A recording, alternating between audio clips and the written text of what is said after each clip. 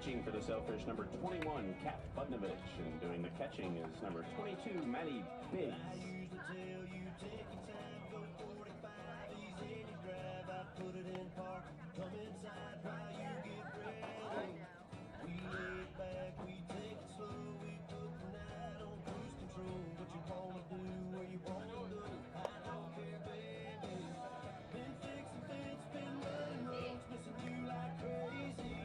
All right, fans, welcome back to the finale of our three-game series between Palm Beach Atlantic and the University of Tampa.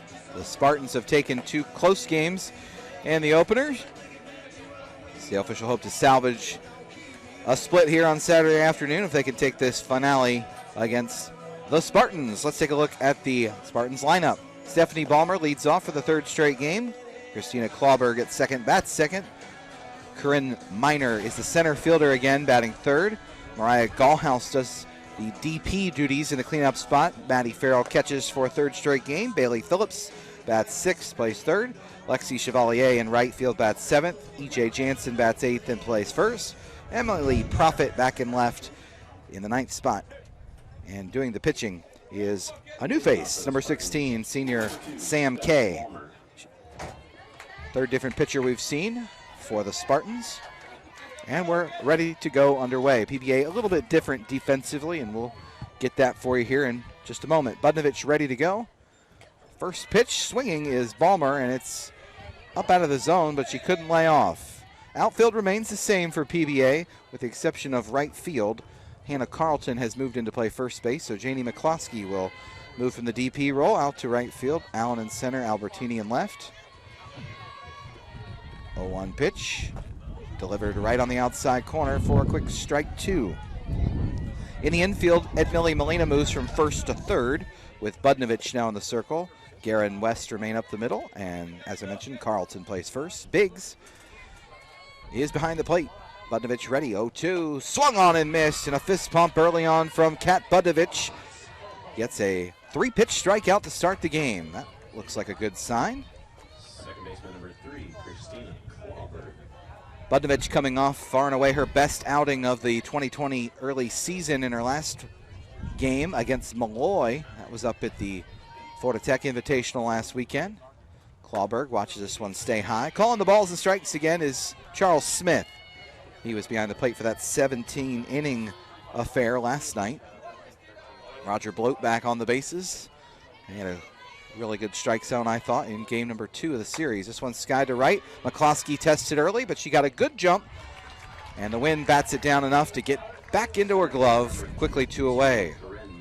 Budnovich in that ball game struck out 11 as PBA won in 8 innings against Malloy to go 3-2 at the Florida Tech Invitational. They are now 7-5 on the season. One more here against the Spartans, then they'll turn their attention to Nova Southeastern. This one stays above the belt as Budnovich throws her first ball.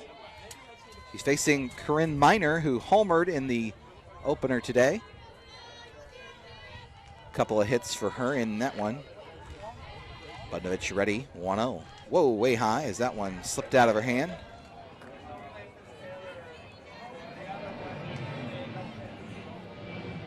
Skies have darkened a little bit. Lights are on here at 5:30.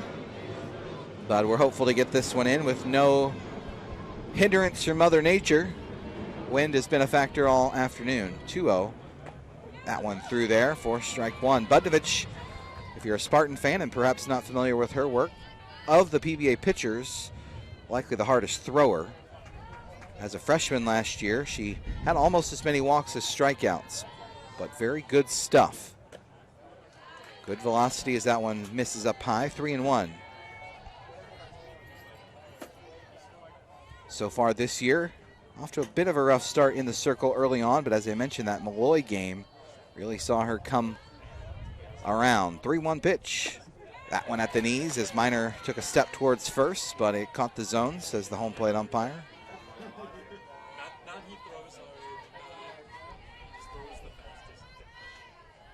Budnovich ready for the payoff here. Here it is. Tapper. West will retreat, make the play, and throw low, but Carlton able to dig it out, and a scoreless 1-2-3 for Budnovich, and the Sailfish will get you PBA's lineup coming back. So why are you at PBA? Because I wanted to be in a Christian environment. Because I love the community. A million opportunities for me to get involved. I really find myself growing here in my walk with God.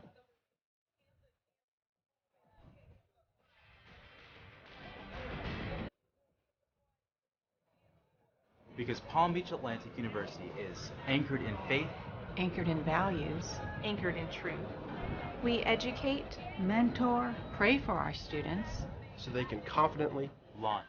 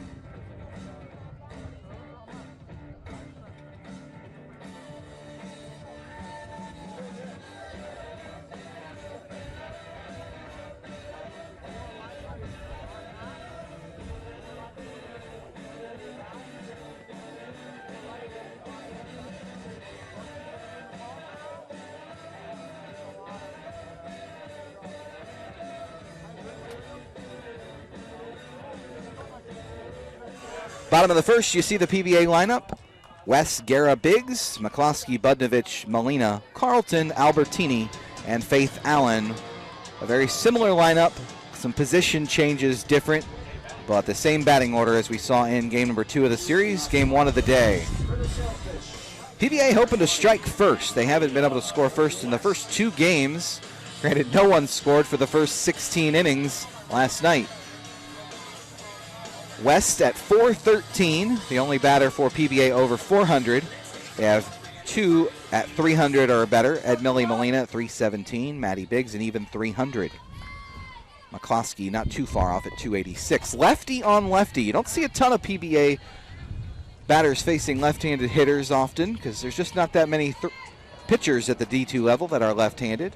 It's not like baseball where you see quite a few. Sam Kay in the circle. 1-0.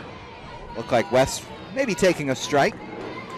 Sam Kay, a 5'6" senior out of Watchung. Hope I'm saying that correctly. Watchung, New Jersey. So 3 different hurlers in 3 different games for Coach Leslie Cantor. That one stays up high. Get you Kay's numbers in just a moment.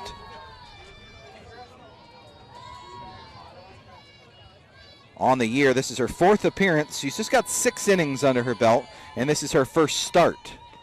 2-1. Took some off and did something that very few can do, and that's make Maggie look a little foolish. But just the second strike. There are 4 total pitchers that have seen time in the circle for the Spartans this year. Jodi Handler has appeared in 2 games, but just 2 innings. 2-2 to West. Pop back our way, but off the netting, and Farrell will retrieve it. West, Guerra, and Biggs scheduled here in the bottom of the first inning.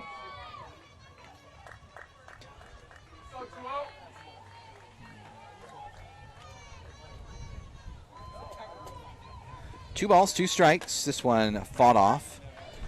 It is a little cooler here in this final game of the series, so I see both coaches have opted to go with jackets. And it is pretty breezy, and there's no more sunshine, so it is a little cooler for us Floridians. 2-2 to West. Chopper could get past the pitcher. It does. Clawberg gobbles it up, though, and throws out West.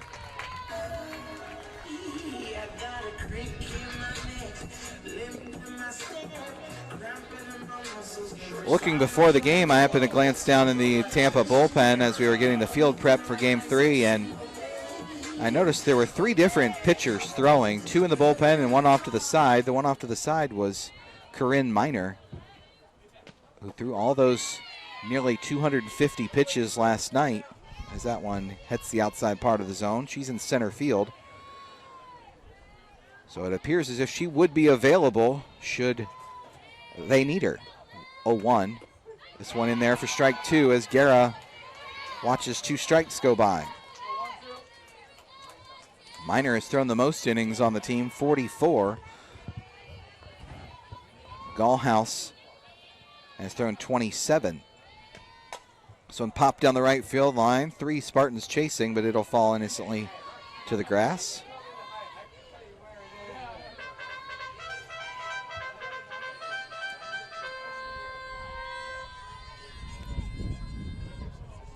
Four pitchers on the Spartan staff, and they have one for each grade, if you prefer that terminology. This one tapped towards Clawberg again as the rain has started to come down a little bit here.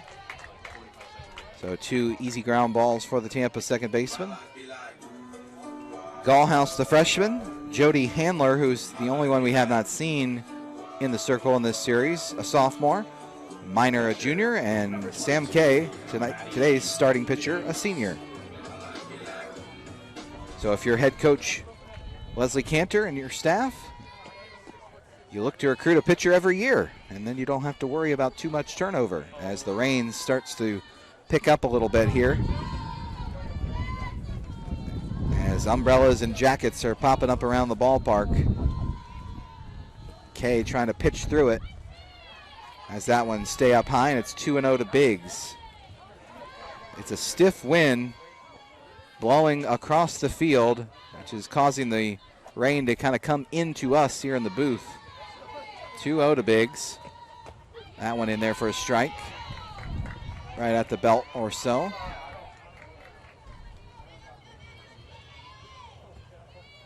Two balls, 1 strike to the PBA backstop. Maddie Biggs, 2-1. Ground ball up the middle. Ballmer dives and gets a piece of it, but Biggs has the first base hit for either team, a 2-out single. Right fielder, number 3, Janey Mccluskey.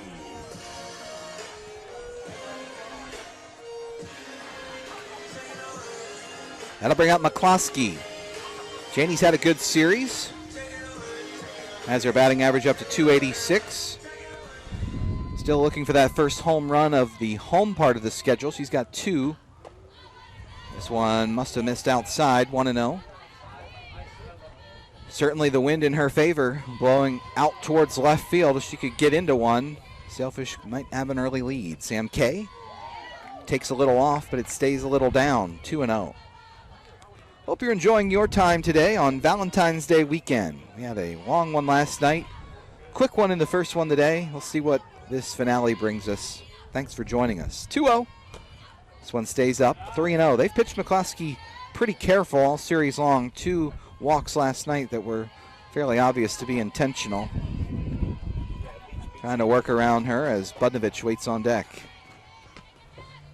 That'll be taken for ball 4. That one was a close one, but just missed. So 2 aboard for Budnovich, the pitcher, trying to help herself. We've seen the Spartans throughout this series. Their pitchers have all hit, with the exception of Sam Kay.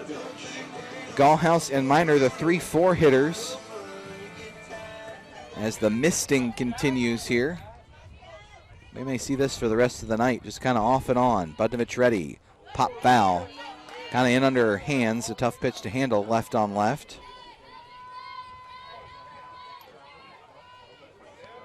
Looks like we got a little bit of moisture on our center field camera, understandably so. No balls, 1 strike. This one stays up. Biggs getting a good secondary lead out there. Has a comment for Ballmer, the shortstop. 1-1 to Budnovich. This one looped down the left field line. Wind's going to push it foul, though. So down to her last strike here in the bottom of the first. Sailfish struck first in the hits category as Budnovich, coming back to home plate, nearly bit the dust. Tripped on the grass cutout area of the home plate area. That'll lighten up the mood a little bit. 1 ball, 2 strikes to her. This one, a rise ball fading away. 2-2 to number 21. Cat with a very patriotic bat. red, white, and blue. Love to see her hook one into the corner as she's been known to do from time to time. 2-2. She was out in front, and it nearly got a member of the UT coaching staff. Bounced up and nearly caught him in the moneymaker.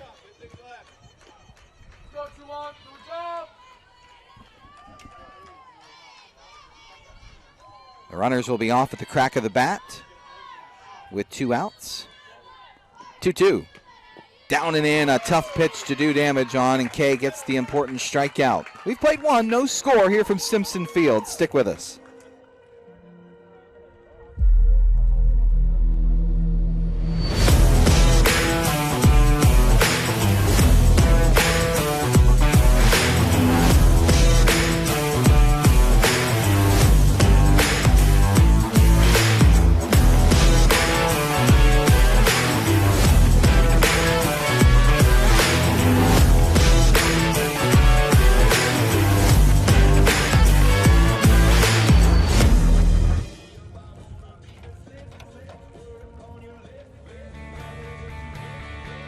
This is the University of Tampa.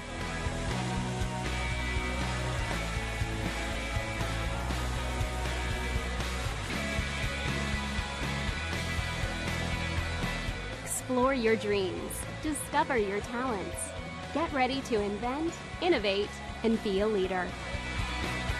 This is the University of Tampa.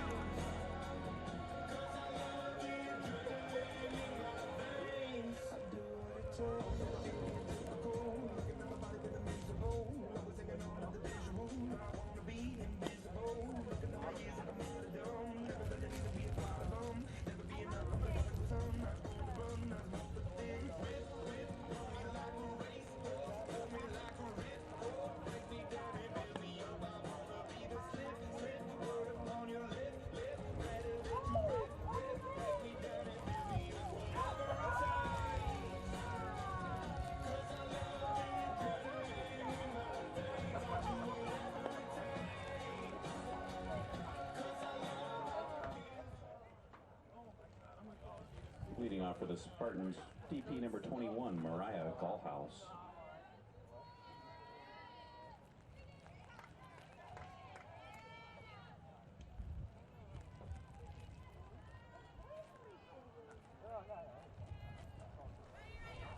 Mariah Gall will be the batter here to start the second inning. You can see the water drops on our camera. Still coming down here at Simpson Field. Nice first pitch offering from Budnovich. Sailfish men's basketball is going to cruise to another victory. They're up 90-60 over the St. Leo Lions with about 3 minutes to go. As Dave Balls' squad is going to improve to 18-6, solidify their third place status in the Sunshine State Conference regular season standings. A big game coming up with the first place team, Nova Southeastern, next Wednesday at home. Hope you'll check that out either in person or right here on the Sunshine State Conference Digital Network. That went in for strike 2 to Gall, who's the designated player in this one.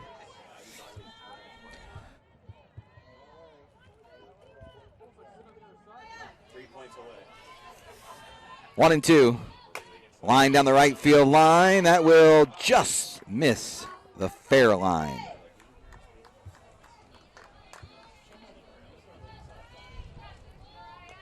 I've always felt like there needed to be a petition to be changed, that name from the foul line to the fair line. Because if it hits the line, is it fair or foul? It's fair.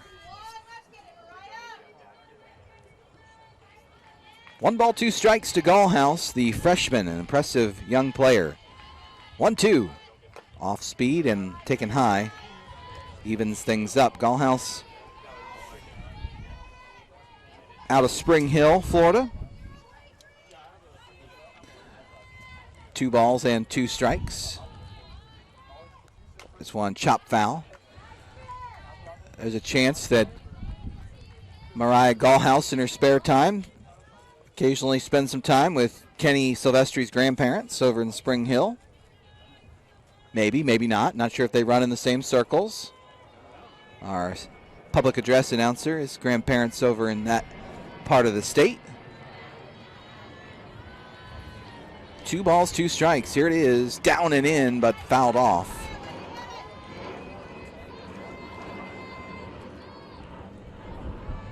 Budnovich so far today pumping in strikes. Good to see.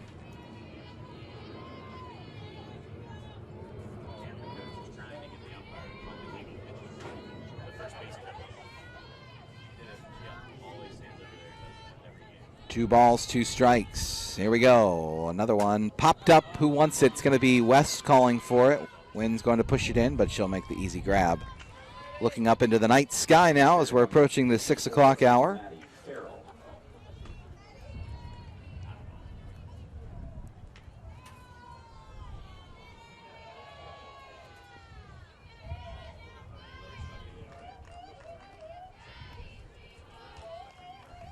Ready for the next one is Maddie Farrell. She'll take the pitch, and calling time is big. She wants to have a word with her sophomore right-hander, Budnovich.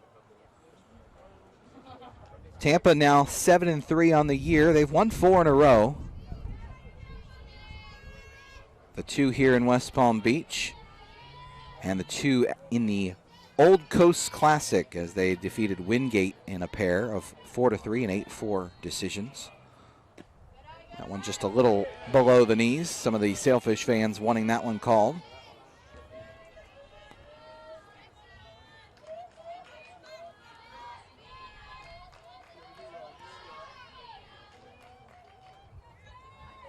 We're ready to go again. 2-0 to Farrell. She'll foul it back.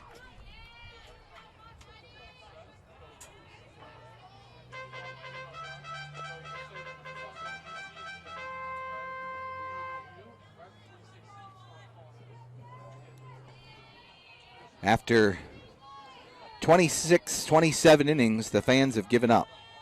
They are no longer interested in the charge call. This one taken high, and it's 3-1 to the UT catcher. Farrell in game number 2, game number 1 of the day. 3 for 4. Also an RBI. 3-1. This one lined into right center field. That may get to the fence. Coming over to get it is Faith Allen. She'll fire it back in, and it's a long single by Maddie Farrell with 1 out here in the 2nd. Third baseman number 15, Bailey Phillips.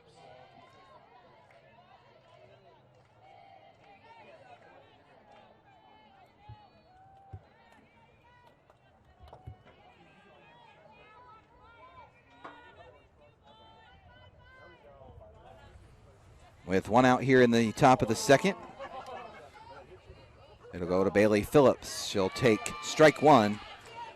A little bit of a delayed call there by the home plate umpire, but he eventually rose the right hand. Always has thrown me. I've watched a lot more baseball in my life than softball, and the umpiring is very different when it comes to a strike call, as this one is a little too high for Phillips' liking. Softball umpire audibly sometimes will say the strike or ball, but they are bent over, stand up, and then put a right hand up in the air to signify strike. A little bit more delayed than the baseball tradition of pretty much right away. Farrell had 3 hits in the opener. She's added another one here. Corrine Miner also 3 hits in that one. The Spartans had 11 total. Ballmer, another Spartan with multi-hits with 2 and 4 trips as Budnovich evens it up at 2 and 2. Love to see her go right back in there. Try and jam Phillips underneath the hands. Let's see what the Sailfish dugout has cooked up. 2-2. She does go back in there, but just a little too far in, and it'll go to a 3-2 count. Waiting on deck is Chevalier. Farrell, who does not run particularly well, will be on the move if it's hit on the ground. But swinging through it is Phillips, as she couldn't lay off the pitch away from her. Right fielder number 13, Lexi Chevalier. That'll bring up Chevalier with 2 outs and the runner at first. 1 hit apiece for the Spartans and Sailfish. both coming from their catchers.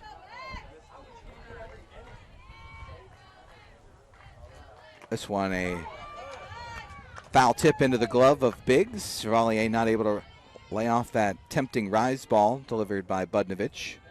Saw the Budnovich family over to my left earlier watching the game here in person. 0-1. That one stays in a similar spot, but this time Chevalier does not swing. Chevalier has a last name that's spelled just like the Chevy Cavalier combination. Cavalier and Chevy. Chevalier is how it's pronounced, though, as this one's bounced in there and dug out nicely by Maddie Biggs. Chevalier hails from Valrico, Florida, went to Bloomingdale High School. He's a 5'7" sophomore. He's played a good right field in this series as well. 2-1. Swung through as Budnovich blows it past her.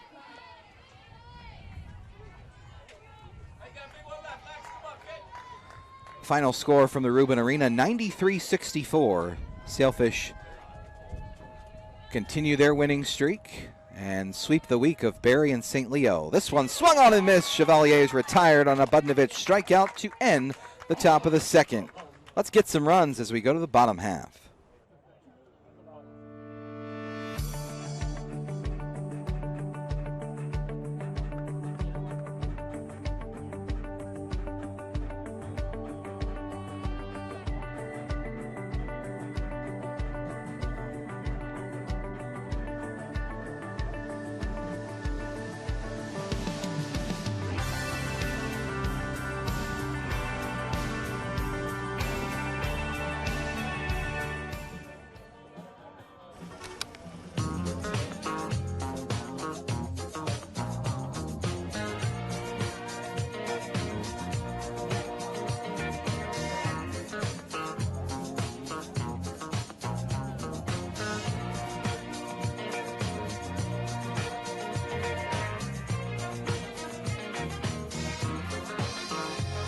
Start your day with the new Hash Brown Scramble Bowl from Chick-fil-A.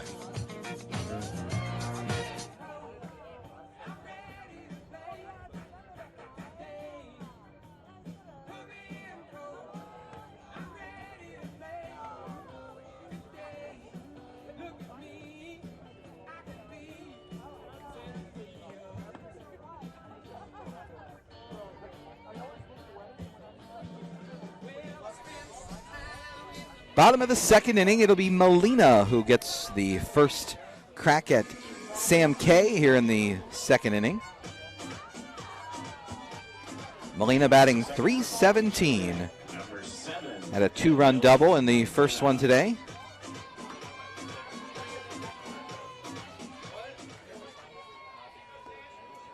Overall, Ed Millie went 1 for 3, that 2-run double. She did hit the ball hard on a diving play by Chevalier in right field. And a ground ball back to the pitcher. 1-0 to her, lefty on left. Kay and Molina. Molina in the crouch, ready to go. Couldn't stop her swing on that ball down around the shin level.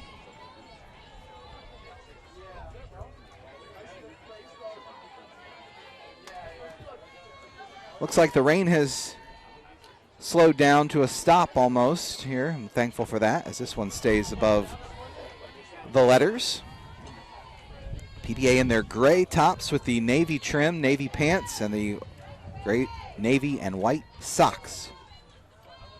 Tampa in the all black today with a red trim.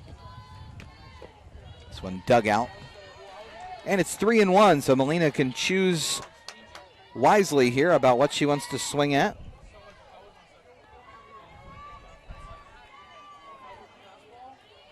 Kay's hair blowing in the wind as this one's lined to left, and it's over the head of Profit. She froze, and the wind just took it right over her head. Great piece of hitting there by Ed Millie Molina, leadoff double. Not much Profit could do on that one. Even if she read it immediately off the bat, it's probably getting over her head. Now we'll see Hannah Carlton come to the plate.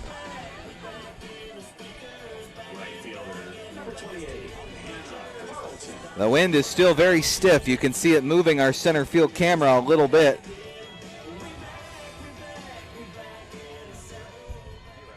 Here's Hannah Carlton. Will she be called upon to bunt? One would think so. She is squaring and taking ball one. Nope, strike one. 0-1. It was a tough pitch to bunt at, so not a surprise that Carlton pulled it back.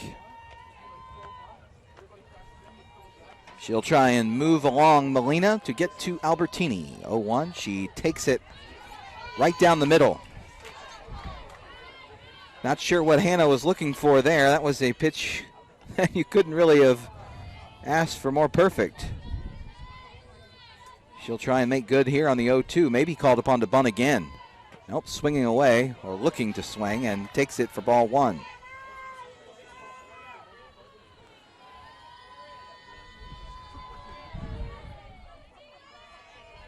Carlton ready, and Kay is also. This one low, 2-2 to the Sailfish first baseman in this one. She's played right field in the first two games of the series. The former All-SSC honorable mention pick in 2018. Now in her senior season at Wauchula, Florida. 2-2. It's a good job just to fight it off. They've consistently worked it away to Hannah in this series and occasionally up around the letters. She's fouled a lot of pitches off to that right side. Just a little late on these pitches has been her Achilles heel. 2-2. This one in the dirt, so she's worked it back from 0-2 to full.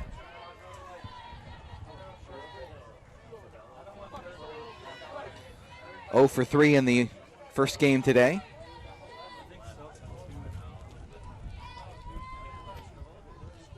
Full count pitch taken upstairs, and Carlton works a great at bat.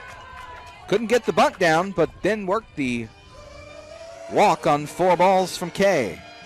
Now we'll see what Albertini is asked to do. One would guess she's going to bunt.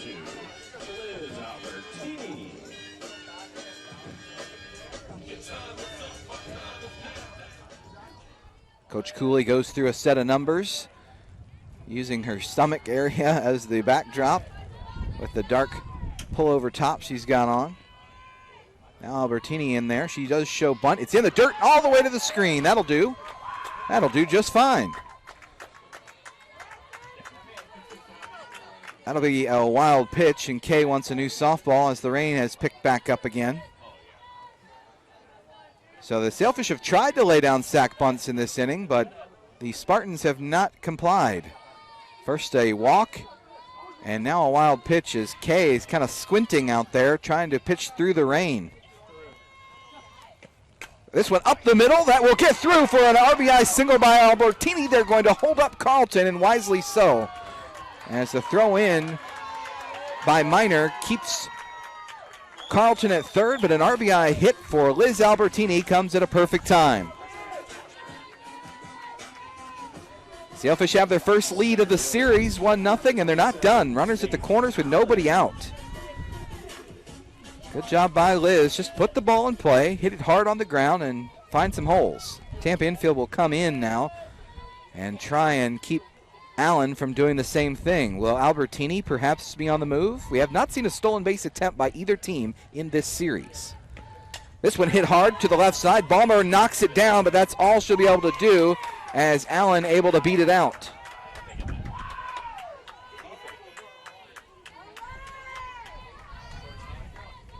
That's going to go down as an E6. Ballmer hit it in the palm of her glove, picked it up, and was not able to throw her out. Second baseman, number 20, Magnolia West. So the bases are loaded for West. Carlton was not able to advance on the play as the ball was hit right to the Spartan shortstop, who has been nearly flawless defensively in this series, but that one, although hit hard, was a play she'd like to have back, I'm sure. 1-0 now to West, who could bust this one open if she could hit one in the gap. Something we haven't seen a whole lot of from Sailfish hitters in this one, but no time like the present. Kay squinting for the sign, now ready. Here's the 1-0. Off speed and caught West out in front. We saw that once in her first at bat. We're in the bottom of the second. Sailfish pushed across their first run of this game and fourth of the series. Keep the train moving. 1-1 to West. Outside corner. Some of the Sailfish fans don't like it, but it is called a strike. 1-2 now to Maggie. Carlton on its second. Carlton at third. Albertini at second. And Allen at first base. Good speed. 1-2. West ready. Launches it to center field. Drifting back is Miner. She'll make the over-the-shoulder grab. Two Sailfish base runners will move up. And Corrine Miner may have saved the bases clearing extra base hit from Maggie West. Nonetheless, the Sailfish do add on to their lead. It's 2-0 on the sacrifice fly from West. Good base running by all three PBA runners. Allen was 2/3 of the way towards second. If that gets over Miner's head, she scores easily. Albertini froze to make sure it wasn't caught. Got to second, tagged up, and so did Carlton for the sacrifice fly. Runners now at the corners. Keep an eye on Allen over there at first base. Guerra ready. This one popped up. Allen was running.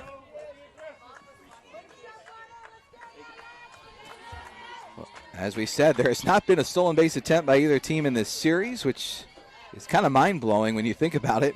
As many base runners as there have been. That's some of the respect for both these catchers named Maddie, Farrell, and Biggs. Allen ready at first. This one off the plate. Farrell will throw down to third. Albertini able to step back on the bag as the rain comes down, maybe the hardest it has since earlier in the day. Hopefully this will pass through quickly. We are not yet at an official game as some of the fans scramble underneath.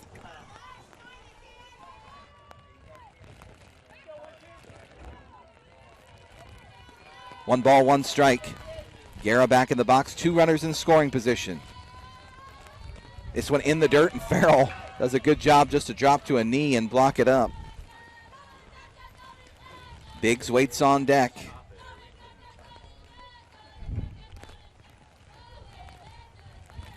As the home plate umpire will walk it out to the pitcher, and I think Sam Kay is having some problems with her grip. Understandably, it's not pleasant conditions out there for anyone, but Coach Cantor's going to offer a towel and now is going to run it out, or walk it out, I should say. And now they're saying that, not sure what the base umpire is saying. There are all kinds of weird rules about things like towels and equipment in this game and others. It's a black towel on black uniform, so hopefully there's no problem there.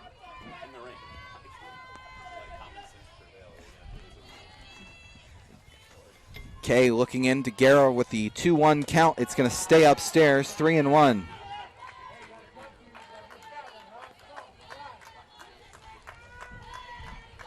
Three balls, one strike to the Sailfish shortstop, who can be a little choosy here with Biggs waiting on deck.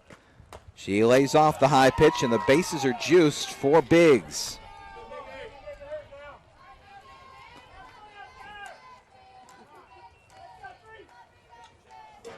Coach Cantor going to go to the home plate umpire, and it looks like there is going to be a pitching change. It'll be the fourth pitcher of the ball game, or excuse me, of the series, I should say, for the Spartans. Going to go to Jodi Handler. We talked about her a little bit earlier. She's a Division I transfer from Georgia Southern. Just 2 innings on the year. She's going to get a chance, but it come into a difficult spot. Bases loaded, 1 out. We'll let her throw her warm-up pitches, and we'll take a quick break. New pitcher for the Spartans, number 7, Jodi Handler. The Sailfish Booster Club is responsible for raising funds to support our athletic teams with travel, uniforms, and equipment. Even small gifts can go a long way in supporting our teams. It is only through the generous gifts of all of our supporters that all the costs of our athletic programs can be funded. If you are currently a member, thank you. If you are not, please visit pbasailfish.com/give today and become a member of the Sailfish Booster Club. My name is Tori Lackey, and I have a degree in Christian Social Ministry from Palm Beach Atlantic University. I loved its location in the heart of downtown West.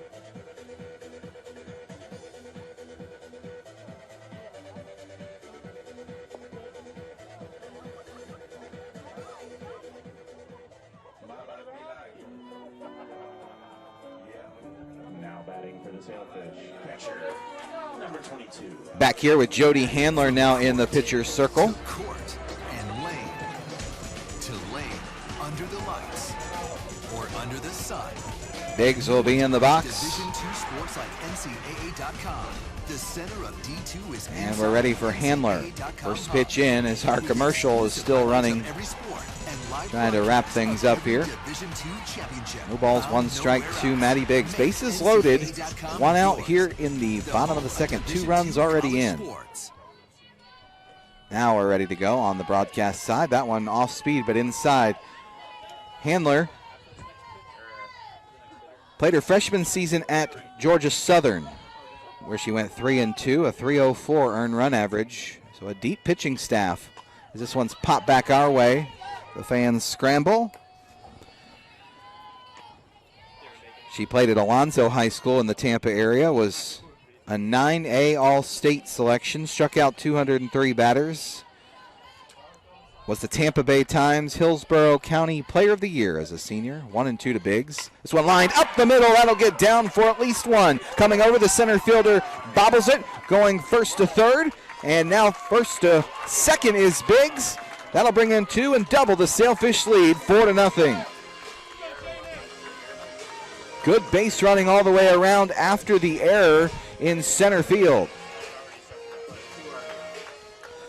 2 runs brought in on that RBI single from Maddie Biggs.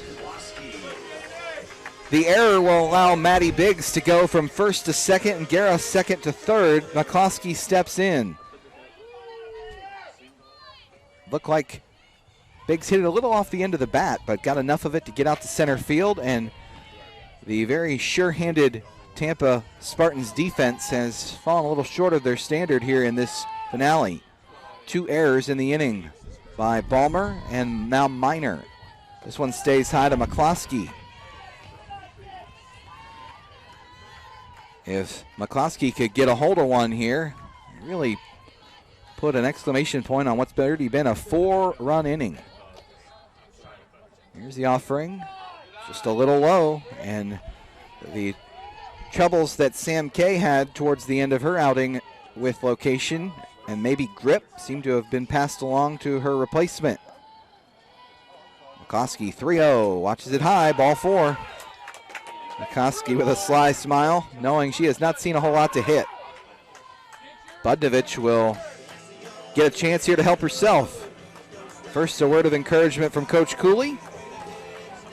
The rain is slowed up a little bit. Pitcher number 21, Budnovich. Budnovich in the box. This one on the outside corner. Budnovich so far today 0 for 1 with a strikeout against Kay. This one just a little too far outside. And it's even now, 1-1. 1 out in the frame. Bases are loaded. Mccluskey at first, Biggs at second, and Guerra at third. This one didn't mean to. Probably was going to be a strike anyway, and it's now 1-2 to the Sailfish pitcher. Molina waits on deck, who continues to swing a good bat. And outside of a Budnovich double play, should get her an opportunity to swing it here in the second. 1-2. Here's the offering. Off-speed line right at the first baseman, diving back, and a tough luck double play will end the threat. However, the Sailfish have their biggest run of the weekend. They score 4. They lead it going to the third. My name is Tori Lackey, and I have a degree in Christian Social Ministry from Palm Beach Atlantic University. I loved its location in the heart of downtown West Palm Beach, and the beach was less than a mile away. The faculty, staff, and administration at PBA are so well connected that I was able to score internships at the local government and even nonprofits such as the Johnson Scholarship Foundation. I have a community of spiritual and professional support that continues to launch me into success. From court and lane to lane, under the lights or under the sun, no one delivers Division II sports like NCAA.com. The center of D2 is inside the NCAA.com hub, with exclusive highlights of every sport and live broadcasts of every Division II championship found nowhere else.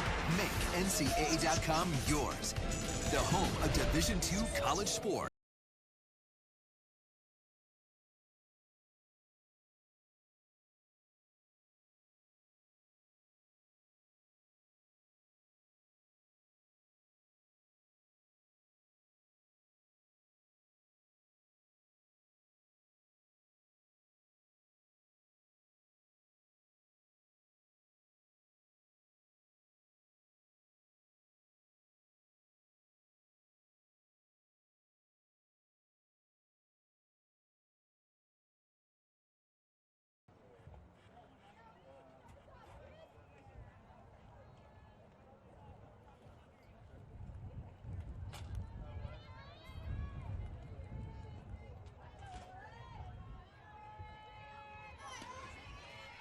Budnovich staked to a 4-0 lead now after the second inning. So Emily Jansen will begin things in the top of the third.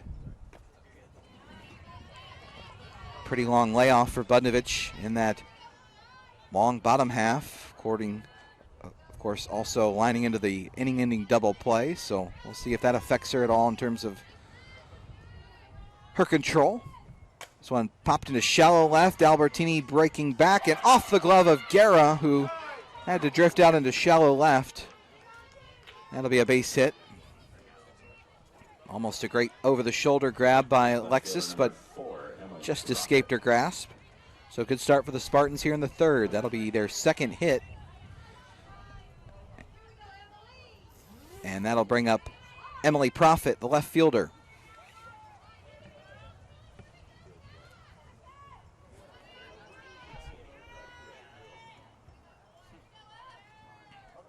This one way up and off the netting, so the grip issues we saw with the Spartan pitchers may have just had a little bit of a factor with Budnovich, who does have a towel on her backside as well, and she just grabbed a whole handful of it to try and get a little bit drier pitching hand. She, like many other pitchers, goes to the dirt quite a bit as well to get grip, but when it's so wet out there, that's also not really helping the case either. 1-0 now. Profit ready. That one right through there. Good job by Budnovich to rebound. Profit so far today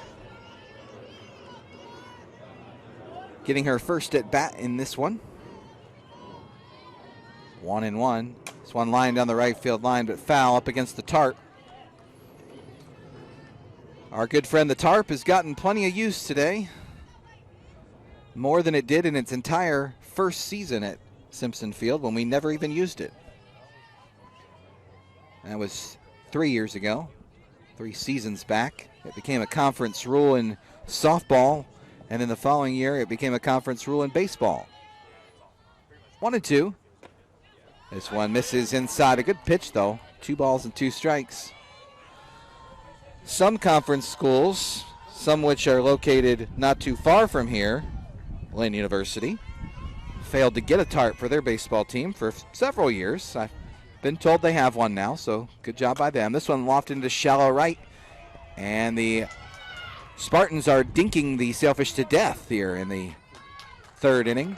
1 to left, 1 to right. So runners at the corners with nobody out. Shortstop number 2, Stefanie Ballmer. And back to the top of the order. And remember, with the wind blowing here, no lead is, I guess, truly safe. More activity in the Spartans bullpen, as one would imagine they've got both Miner and Gallhouse available in relief in this one. They've already gone to their pen once in Handler, who did a good job to get out of that jam. This one in at the knees to Stefanie Ballmer. Ballmer, one of those Steinbrenner High School graduates. Her former high school teammates Lauren Reyes and Emily Jansen. 0-1, pitch up. Looked like Profit might have thought about trying to swipe the bag there, but down 4 runs, you don't want to make an out on the bases. We wanted to make an out on the bases, but the Spartans certainly would advise against it. 1-1 now to Ballmer. And when on the inside corner, Ballmer's body language tells me she didn't agree.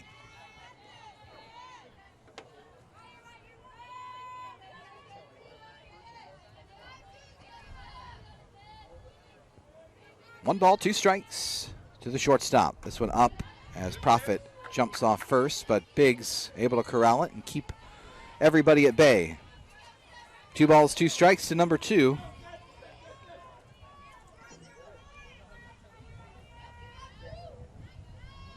Here's the offering.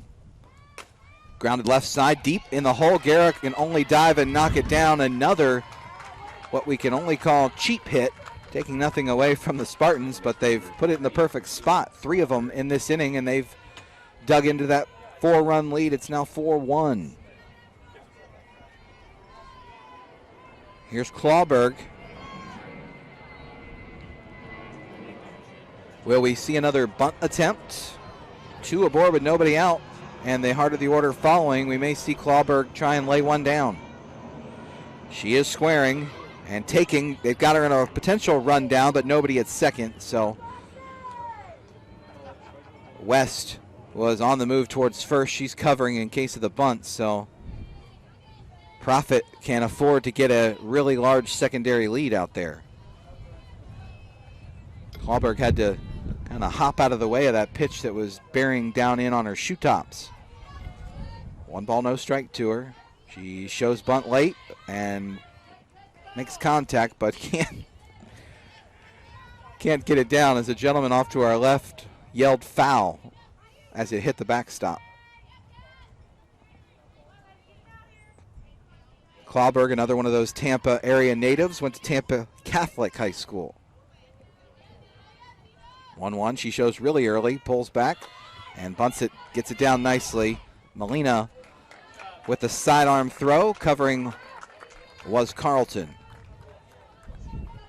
Good execution on both sides. 2 runners in scoring position and the potential tying run coming to the plate in the form of Corrine Miner.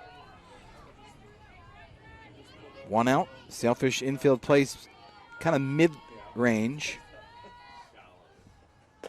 This one just above the belt. Miner not offering. So far today, Miner grounded to the second baseman West.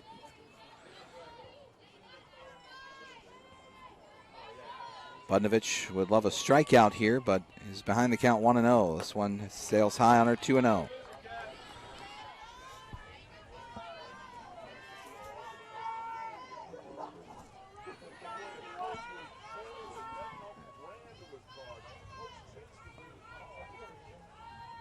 Kat's got her sign. Now she's ready. 2-0 pitch. Launched to right. Coming in quickly is Mccluskey. She'll make the catch. Throw towards the plate, and it's a good one. They've got her down in a rundown. Biggs throws to second. They'll go back to the plate, and she applies the tag.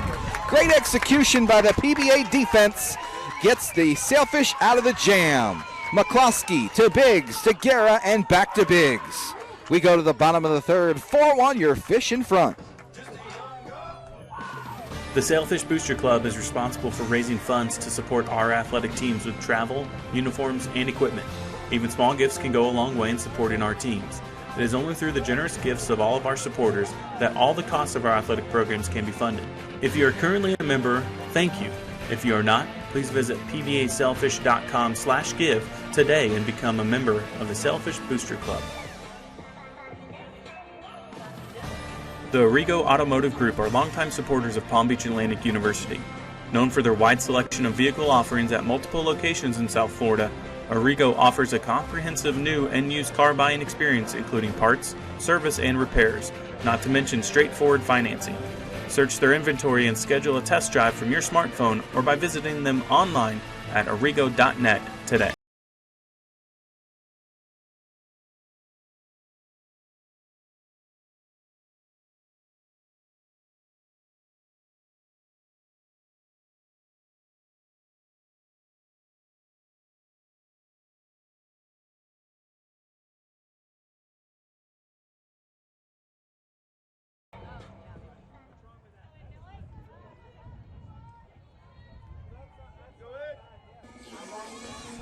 PBA offense will go back to work after that solid defensive display to end that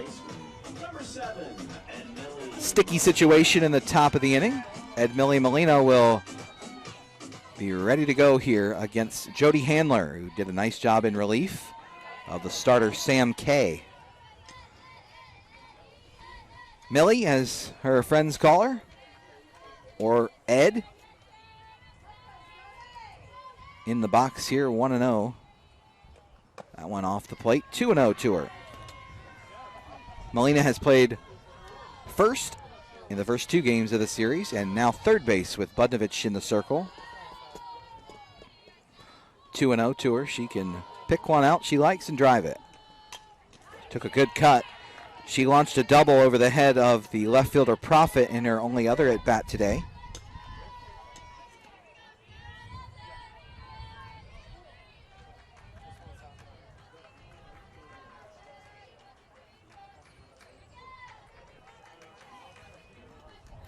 Millie leads the team in doubles as this one's popped into shallow left. Ballmer giving a chase. In foul territory, she'll make the catch. Molina retired to start things here in the third. Anna Carlton will step up. She had a great at bat her last time up. Kind of a roller coaster at bat. Took two strikes trying to get a bunt down and then worked a walk. Not waiting around, though, this time. She swings through the first offering. She would come around to score one of those 4 runs an inning ago. Both teams have 4 hits, but 2 big errors in this one so far for UT.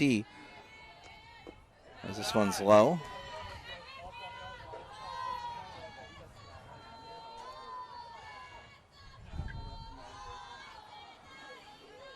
It'll be Carlton and Albertini here, scheduled in the bottom of the third.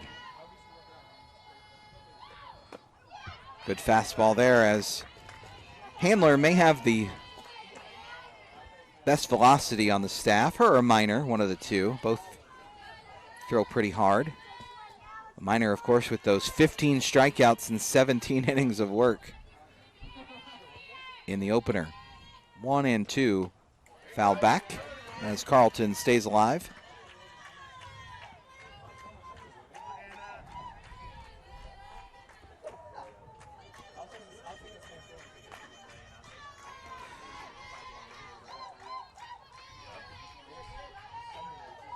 One ball, 2 strikes to the Sailfish first baseman.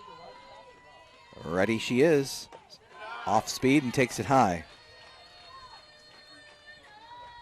You can hear the voice of Haley Haas over there in the dugout leading the cheers.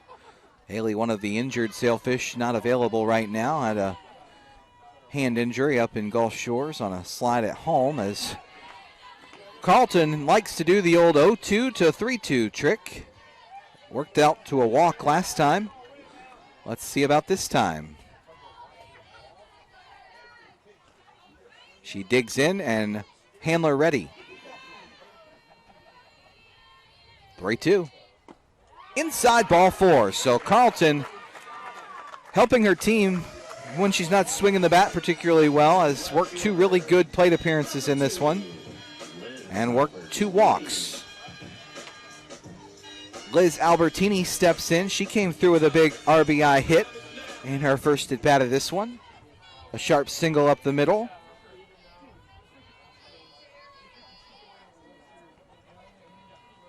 Ready again. This one, she pops into shallow left. That could get down. Ballmer tries to get it. It's a fair ball. Carlton motors into second base, and Albertini 2 for 2.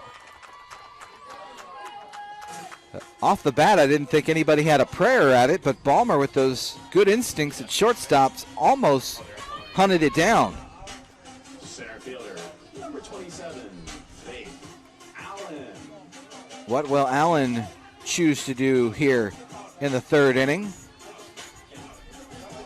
She scored a run when she reached on an error by Ballmer in the second inning. 2 aboard. This one low as Farrell has to dig it out.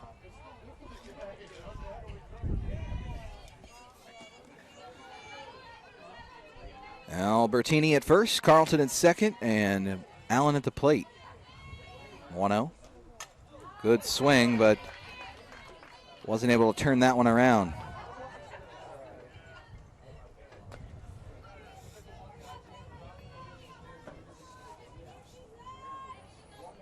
Some of the Sailfish and Tampa fans, I think, have hit the road, couldn't stick around for this finale.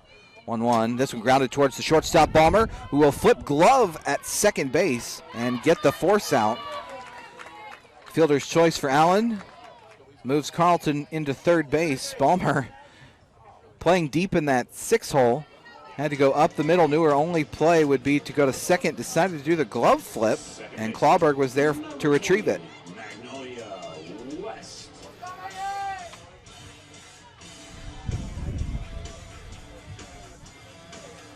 West, a sacrifice fly that was tracked down by Corrine Miner in center field that nearly emptied the bases.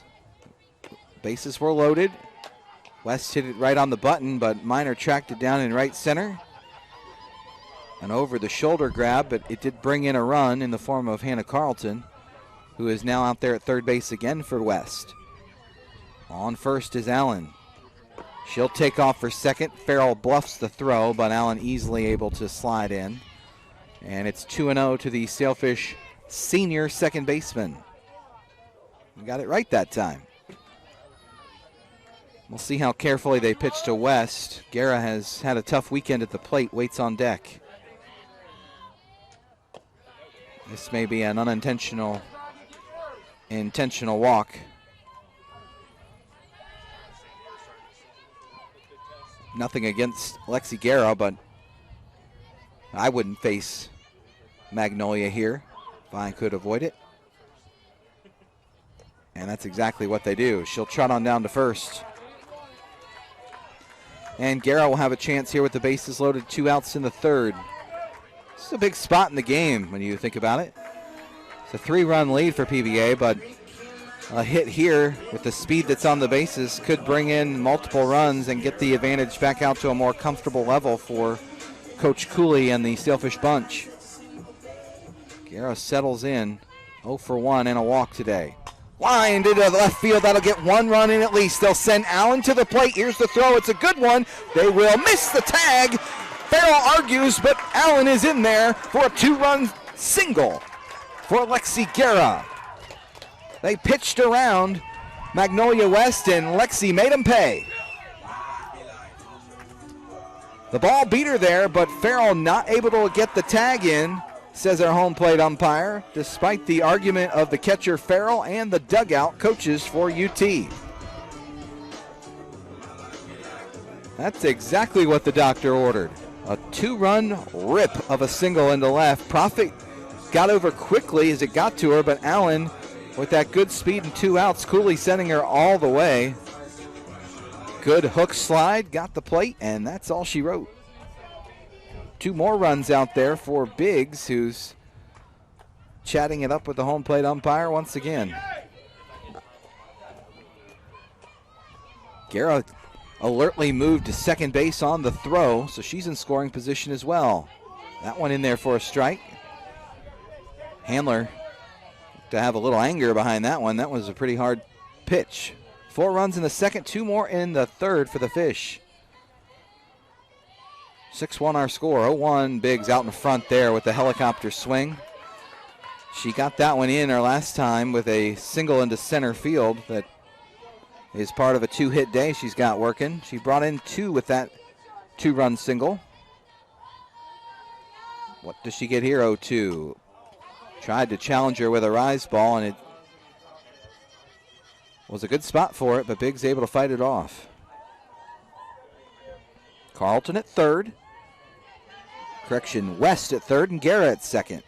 2 outs, 0-2 pitch coming from Handler. Inside. Big's a great idea what she wants to do up there, and a good idea of the strike zone as well. More activity in the Tampa pen. Looks like Gallhouse may be loosening. 1-2. Off speed, and Biggs couldn't make contact that time. Good job by Handler to suppress the damage. But PBA does stretch their lead back out. It's now a 5-run lead, 6-1 going to the 4th. Are you in need of the latest sailfish gear?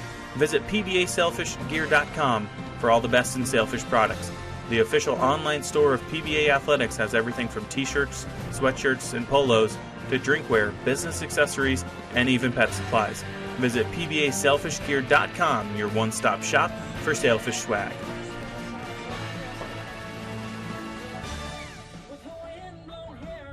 The next time you travel to town to watch the Fish do battle, consider staying at the official hotel partner of Palm Beach Atlantic Athletics, the Holiday Inn Airport and Conference Center. The Holiday Inn is conveniently located less than a mile from the Reeker Athletic campus and is easily accessible to Palm Beach International Airport and our downtown campus. With deluxe accommodations for teams and fans alike, be sure and choose Holiday Inn for your next overnight stay, and don't forget to ask for the special PBA Sailfish rate.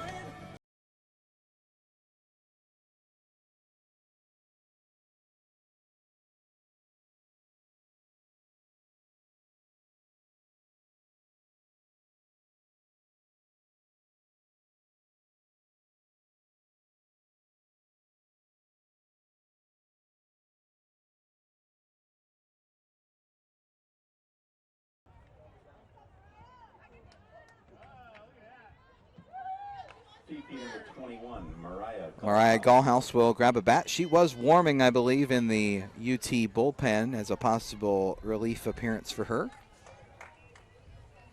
Budnovich back out there in the circle has looked sharp. She's scattered 4 hits and just the 1 run. But her defense has helped her out a couple of times as well to escape further damage. Gallhouse taking a big cut, but all she can do is foul it back to the netting.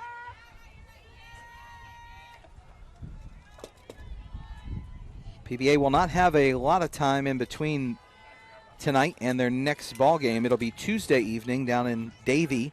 That's near Fort Lauderdale, as they'll take on the Sharks of Nova Southeastern in a Tuesday-Wednesday conference series. 1 game Tuesday night, 2 more Wednesday night. You can find those games, I believe, on the Sunshine State Conference Digital Network, provided by NSU. 1 ball, 1 strike. Lined up the middle, and the Spartans aren't going away quietly. Gallhouse with the single. Catcher number 54, Maddie Farrell. Gallhouse now 1 for 2.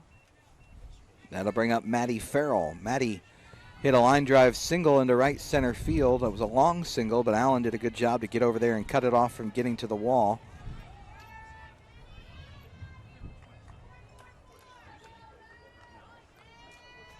Budnovich has now given up 5 hits. She's not walked a batter and has struck out 3. That one off the end of the bat goes innocently foul. Hope you're enjoying this 3rd broadcast of our weekend. It's been a long one, but pretty good softball played all the way around. Of course, Sailfish fans are much more a fan of the score they see in this one than the first 2. 6-1 they lead now after 2-0 and 5-3 losses.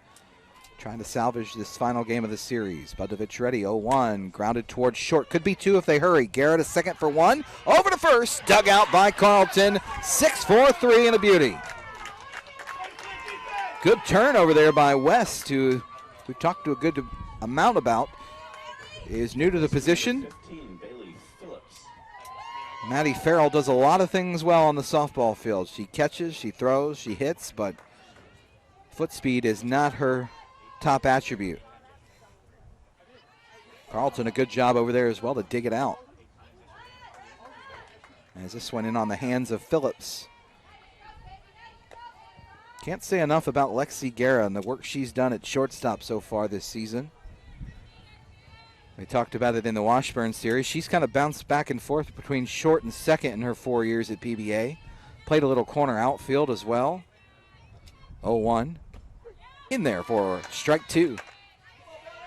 But she has more than earned the shortstop spot in this one. In this, her final collegiate season. No balls, 2 strikes. Budovich ready. Off speed and had her out in front, but Phillips, a good look there to just fight it off and keep it going.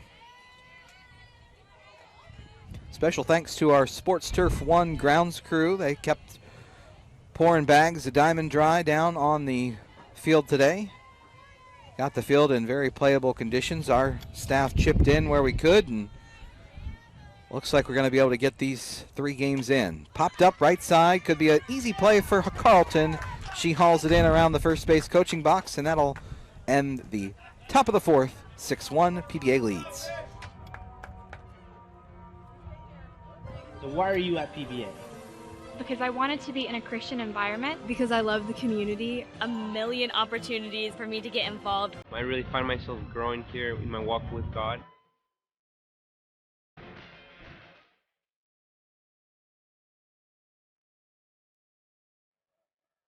Because Palm Beach Atlantic University is anchored in faith, Anchored in values. Anchored in truth. We educate, mentor, pray for our students. So they can confidently launch.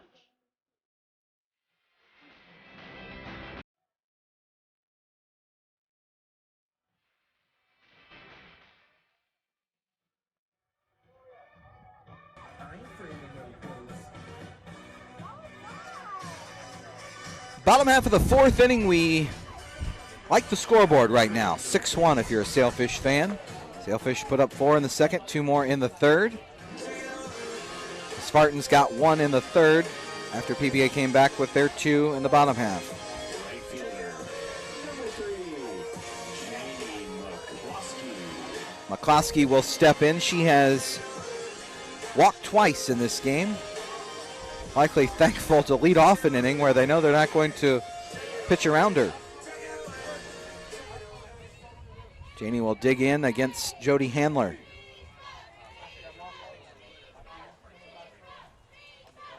She'll take a high pitch there for ball 1.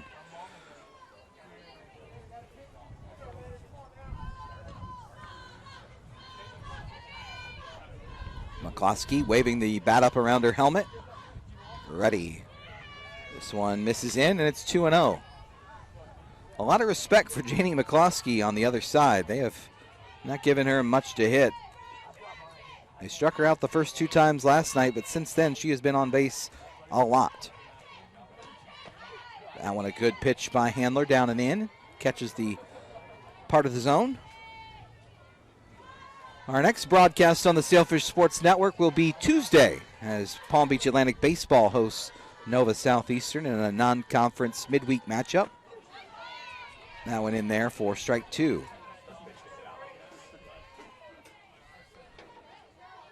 Corrine Miner doing some socks adjustment out in the center field. Now she's ready. 2-2 to Mccluskey. Here it comes. Down and in, and got her swinging. Good off-speed pitch there by the right-hander. Second strikeout for Handler since she entered. She's walked 3 and struck out 2. That'll bring up Budnovich, 0 for 2, but she's doing her work in the circle. Comes up empty on that big swing. Molina waits on deck, would hit next.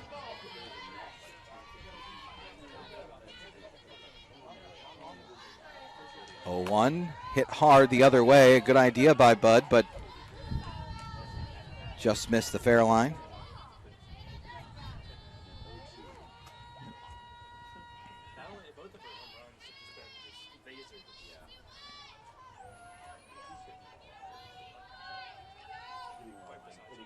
Budnovich ready, so is Handler, 0-2. Off speed, she had her way out in front, and Budnovich launched it into the batting cage area. Don't see many balls make it down in that area, especially off the bat of a lefty.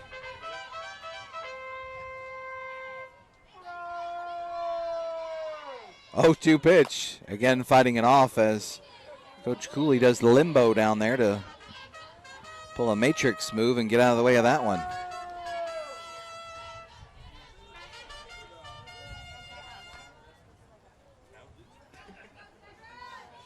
Frankly, people have just had enough of Kenny Silvestri and his shenanigans over there with the charge horn. He got him quite involved last night in those 17 innings, but today they said no mas. 0-2, jam job over near the first base coaching box. Jansen makes the easy grab. That'll bring up Ed Molina.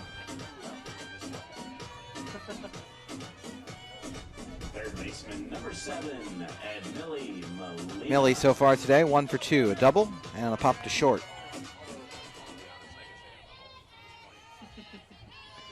On deck is Carlton, but it'll take a 2-out knock from Molina.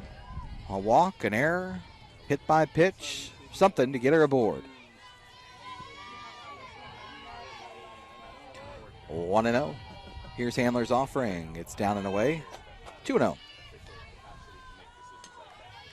We'll have a busy week of action, of course, throughout the PBA athletics landscape. We mentioned the Tuesday Nova Southeastern game.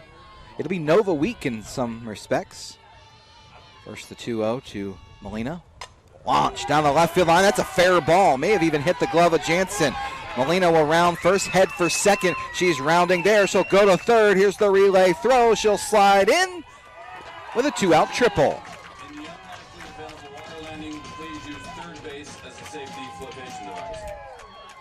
Molina continues to have a renaissance season. Battled injuries last year, and this year has really come through in a lot of ways. Not only with the bat, with the glove at third or first. Showed a lot of promise as a freshman 2 years ago, but injuries shortened her year until late. She got back in the postseason run. Last year never really seemed to be completely healthy, and when she did get playing time, it just wasn't a lot of good things, but she has turned it around here in 2020 and in a big way, and when the Sailfish really needed her with this limited roster because of the injuries. Carlton takes strike one. She's worked a pair of walks in 2 plate appearances tonight in the second and the third. She hits again here in the fourth. 0-1 to her. That one maybe a little above the belt and called a strike. 0-2. Carlton has faced a lot of these 0-2 counts, and that seems to be when she's been at her best. Gets back in the count and works walks, gets aboard. But this time, not so much. It's outside corner. She takes 3 and gets the strikeout. We've played 4, 6-1, your Fish in front.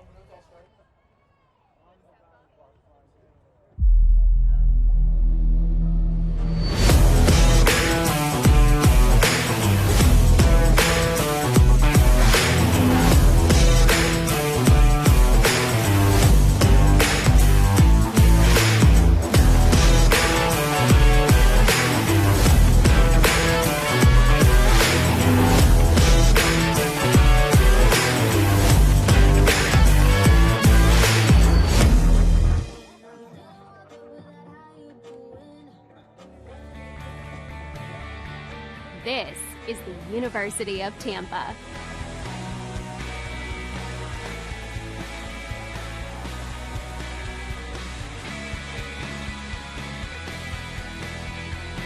Explore your dreams.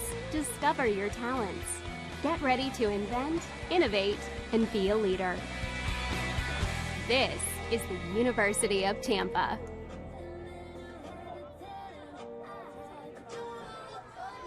Coach Cantor going to dip into her bench as she's going to call on Mackenzie Allen to pinch hit here. Allen pinch hitting for Chevalier. We saw Allen pinch run in the first 2 games. Number 11, Mackenzie Allen. Allen from a place that all of you should be very familiar with. That's Tampa. Went to Wharton High School. About half of the roster, if not more, is from the Tampa area. Must be a really hotbed for softball, and Coach Cantor and her 26 seasons leading the Spartans has certainly learned the area quite well, I'm sure. Good first offering from Budnovich as she missed her spot but put it over the plate. With a 5-run lead, you just want to see a lot of strikes right now. As we do have an official game, we're in the top of the 5th now. 0-1. That one down and away, evens things up. Hope you've enjoyed tonight's game and this weekend series. We appreciate those of you that have stuck with us, maybe left and came back, whatever the case may be. It's been fun bringing you the play-by-play, and thanks to our good School of Communication and Media students for sticking it out with us, both on the production side and with our cameras. We have a limited broadcast crew here tonight just because of scheduling and our basketball games going on and limited resources here, but we have been thankful to bring you the moving pictures, play-by-play, and all the stats here tonight. 1-2 now to Allen as Budnovich looking for the 4th strikeout of the night. Not going to get it on this pitch, though, as Allen just fights it off. Allen, a junior, a second baseman by trade. Molina in a few steps at third, wants to take away a slap attempt. Sailfish defense and crowd here wanted that call, but not going to get it this time. It's 2-2. Haven't been too many moans and groans on balls and strikes here this weekend. I have to give the men in blue a lot of credit in that regard. 2 balls, 2 strikes to Allen from Budnovich. This one stays up high. Tried to go off speed, and it just sailed on her a bit. Waiting on deck is Jansen. Payoff pitch, here it comes. Right through there, and Allen slaps it the other way. Good piece of hitting. Albertini was there, though, to keep it from going into the corner. And there go those Spartans again. Here's Jansen. So far today, she's 1 for 1. She got a single to left in her only other plate appearance.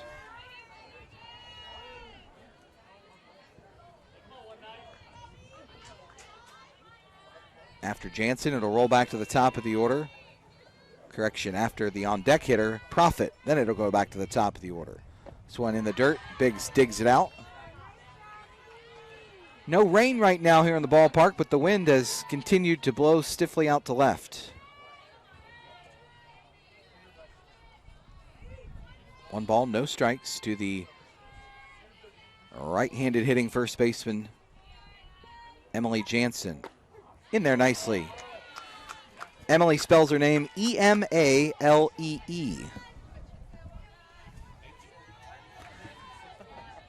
I'm here for spelling and softball. Budnovich has the sign she wants. 1-1 line down the right field side. Coach Rubio gives it a look, but Carlton will track it down over there after it hits the tarp area. Coach Rubio rocking the all black. Has got the jacket on, as I believe all the coaches do now. Coach Cantor still has the shorts on, but the red pullover top on to keep that wind off the skin. This one, a good pitch, good swing. Stays alive 1-2, does Jansen. The fans that are still here have been troopers just along with us. They've stuck out every pitch today, and a lot of them were here yesterday for that 3.5-hour game. This one taken high as Biggs popped up. Thought about throwing it down and may have cost her pitcher a strike, but not many high pitches have been called strikes today. Some of the parents getting a little restless over here to the left. 2-2.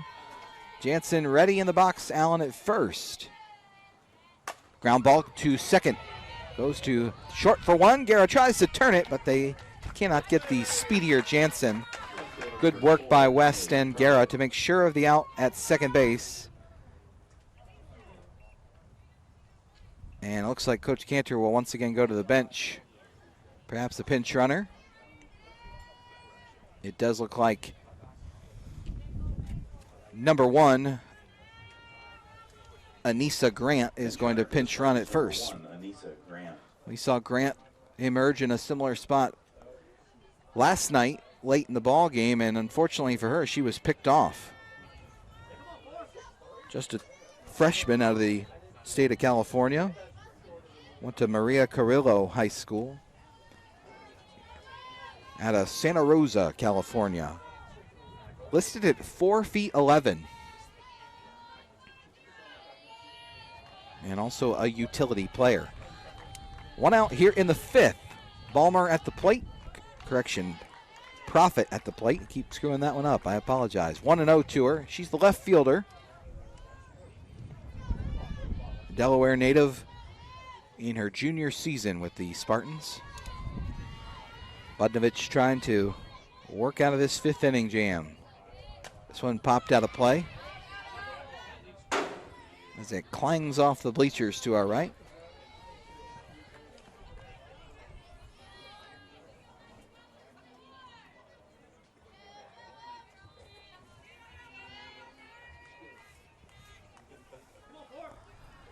Sailfish head men's soccer coach Brian McMahon picking up that foul ball for us. 1-1, fouled off the netting. I have to hear how his team did today. They're in their off season, of course, but playing in what's called the Florida Cup.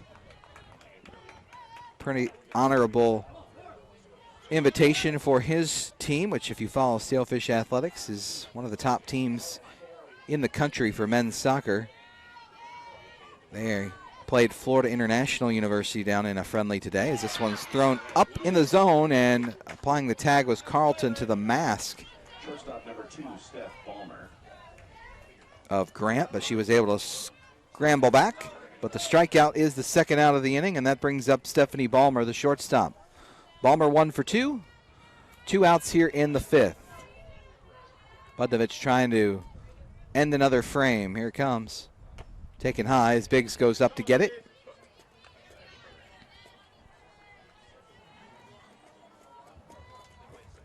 Sailfish have scored in 2 innings. The Spartans have scored in 1. It's 6-1 our score. Budnovich ready. Here it comes. Must have been just inside. Maybe a little low as well. Ballmer, a pretty tall gal. Listed at 5'10", especially tall for a shortstop. 2 balls, no strikes. Budnovich has the sign she wants. Here it comes. That one stays downstairs as well, and it's 3-0. Ballmer, you would assume, would be taking all the way. Their team down 5 runs. But I've seen crazier things.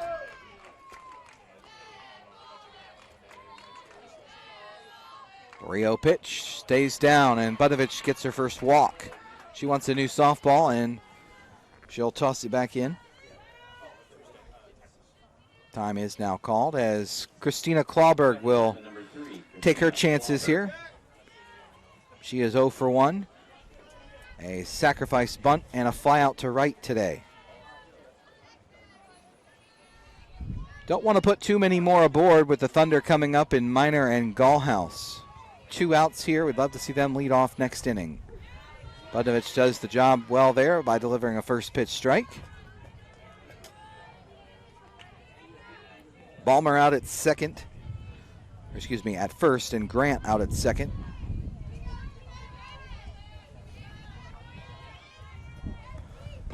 That one just missed, and it's even now.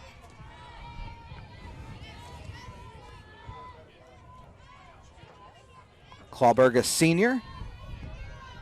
A pretty balanced roster for Coach Cantor and the Spartans. 1-1. Fouled at the plate, and Budnovich now a strike away from ending this 5th inning. The umpire going to walk that one out. May have gotten a piece of Biggs on the way over to the dugout. Coach Cooley going to return it.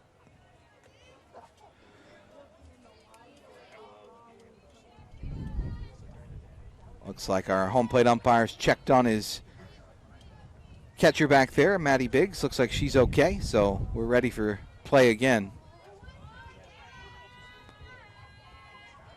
Budnovich now ready. Here's the 1-2. Inside. Thought maybe got her looking, but it was a little too far in. Want to make good on the 2-2 pitch. Don't want to give the runners a head start on the 3-2 with 2 outs. So hopefully Budnovich and Biggs have something cooked up here. 2-2 offering. Tap right back to her. She fields her position well. Shakes the hand, as that may have gotten a little of the pitching hand. But she's able to throw her out. And that ends the top of the 5th. We've played 4 1/2. 6-1. Sailfish in front.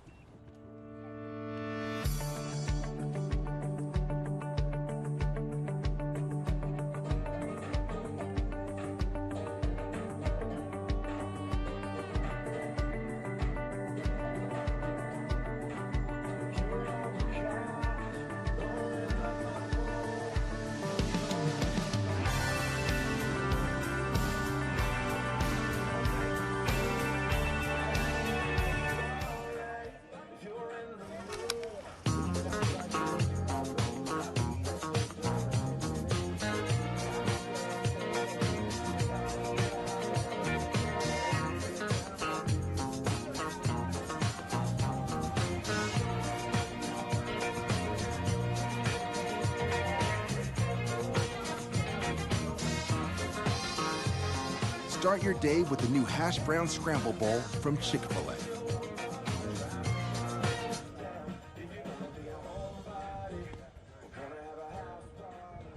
Staying in the game to play right field is number 11, Mackenzie Allen. The new left fielder, number 10, Avery Perkins. Perkins, the new left fielder.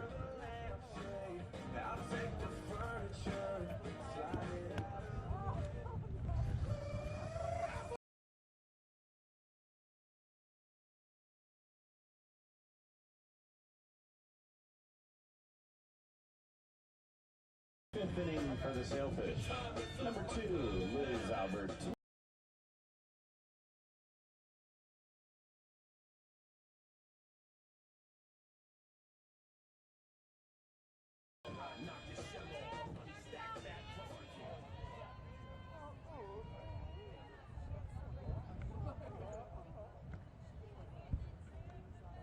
Also another substitution for the Spartans, now at second base, number 20, Miranda Perez.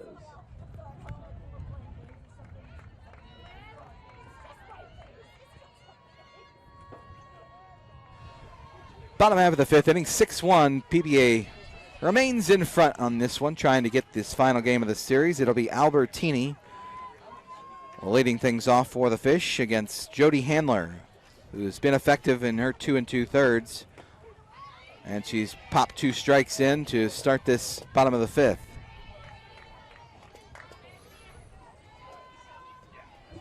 Albertini a perfect 2 for 2 in this one, breaking a hitless drought for her.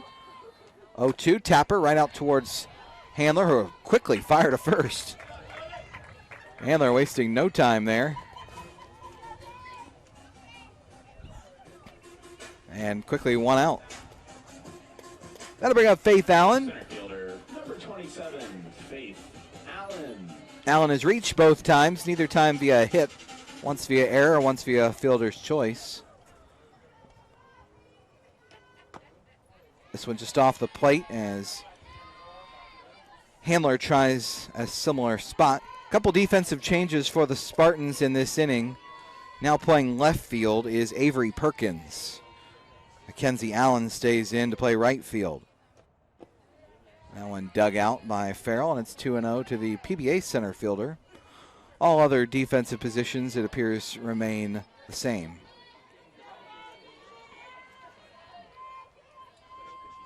Two 2-0.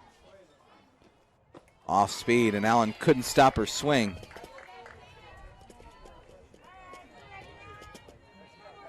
Been a good day for Sailfish Athletics. PBA Beach Volleyball winning both of their matches today. 2-1. Foul tipped into the glove. PBA Women's Basketball falling in their game today, but the men coming through with a big blowout win over St. Leo. Of course, the Sailfish softball team fell in their first one, but looking good here in the second as this one misses, and it'll go to a full count. And I just learned a few moments ago our men's soccer team took down Florida International University 5-1 in the first game of the Florida Cup here this spring. 3-2 to Faith Allen. Grounded up the middle. Good piece of hitting there. Gets her aboard for a third time. First time with a hit. She'll get the high five from Coach Gordon down there. That'll roll the lineup over to the top to Magnolia West. Number 20, Magnolia West. West 0 for 1, but a sac fly RBI and a walk to go with a ground out to second. We're only in the fifth, and she's been up 4 times. That should tell you the story. Lots of base runners for PBA in this one, breaking out of a little offensive slump. Handler delivers that one, but it's too high. Another defensive change I missed was Miranda Perez is now playing second base, I believe. She's a 5'9" freshman from Wesley Chapel.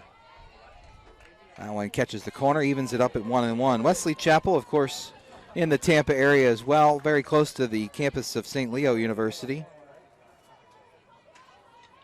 St. Leo is actually in St. Leo, Florida, but Wesley Chapel right next door as West shortens up a bunt attempt, 2-1. But you can sneeze and pretty much get through St. Leo. There's not a whole lot to it other than the university.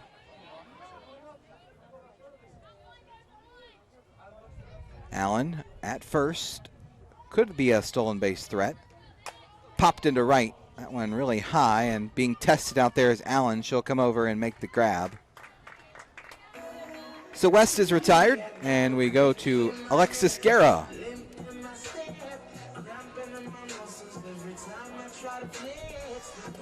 Shortstop, number 12, Alexis Guerra.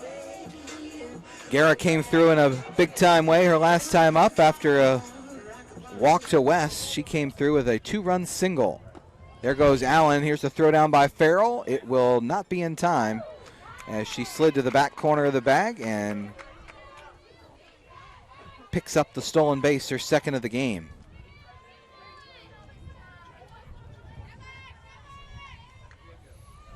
Guerra hoping to drive in another. Here's the 1-0 ground ball, but right on the big hop to Bailey Phillips. Low throw, but Jansen able to dig it out of the dirt. And the Sailfish are held scoreless for a second straight inning. It's 6-1, though. Good guys. Do you want Sailfish content delivered straight to your inbox? Sign up for the Sailfish Scoop at pbasailfish.com to get customized content delivered directly to your email as soon as it's available online. Customize your content to stay current with your favorite teams, or get it all to know the latest from all 17 programs. Sign up today for the Sailfish Scoop at pbasailfish.com.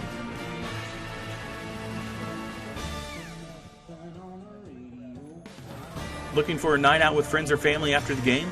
Consider any one of the 15 Duffy Sports Grill locations here in Palm Beach County. Visit the Clematis location just 1 mile from PBA for great food, excellent service, and a sports watching experience like nowhere else. Head over to duffysmvp.com for the full menu, including great lunch specials, and to check out their 10 delicious wing flavors.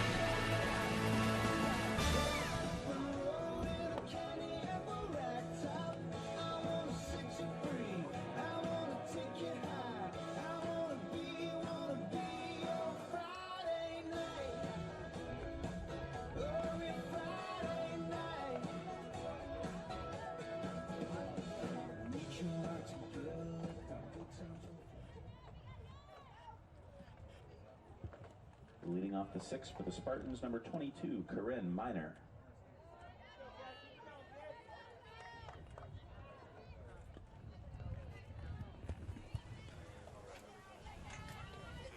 Top of the sixth inning here in game number 3 of our series. Budnovich cruising right now and doing a good job. 4 strikeouts, 1 walk, scattered 6 hits, and allowed just the 1 earned run. Just tossed her 87th pitch by our statistician Cole Hellman's count. And he counts very well, so I'm sure it's very accurate. 1-0 pitch, a little low, 2-0 as Corrine Miner, one of the headliners of this series, both in the pitcher's circle and in center field.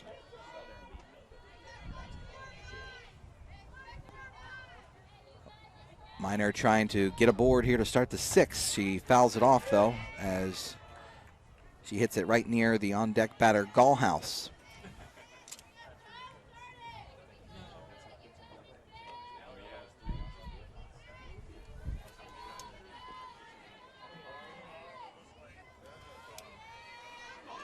2 balls, 1 strike. Miner ready. She fists it into center field. Trying to track it down was West, but she couldn't quite get there. And Allen fields it. Number 21, Mariah, Gall. Good piece of hitting by Miner as she gets her first hit in this one. Now 1 for 3. Gall will step in. 1 for 2. A single to center field her last time up. And a pop to second today in this game. One would think Budnovich, if she continues to pitch well, would have the chance to go the distance here as she digs that one out, does Biggs. If so, PBA would have all 3 of their healthy pitchers go complete games. Of course, Abby Busby went 17 innings, so it was almost like she went 2.5 games. Here's the 1-0. A little low, and Budnovich a little frustrated, and Biggs calls time and wants to go talk to her sophomore right-hander. Good move there by the PBA veteran catcher. Saw the body language of her pitcher. Looks like she told her a little joke as she's laughing. Gets her mind back ready to go. If you haven't had a chance to get to know Maddie Biggs, I would highly recommend it. She is an awesome girl. We know about her prowess as a catcher and a hitter. This one grounded left side. Molina will go to second for 1. West will try and turn it, but a little too late as Gallhouse gets into first base to keep out of the double play. But Biggs is just one of those people that you really like to run into when you're on campus. Just always has a smile and a kind word. She will be very tough to replace after this season. The last 2 now into her 3rd year as pretty much the full-time starter. One would imagine that Tampa fans probably feel very similar about Maddie Farrell on the other side, who just fouled off that pitch. She's a senior and obviously very durable as she played all 17 innings last night and has played the duration of both games today as well. She's 1 for 2, hit into a double play her last time up in an impressive turn. 6-4-3 by Guerra, West, and Carlton.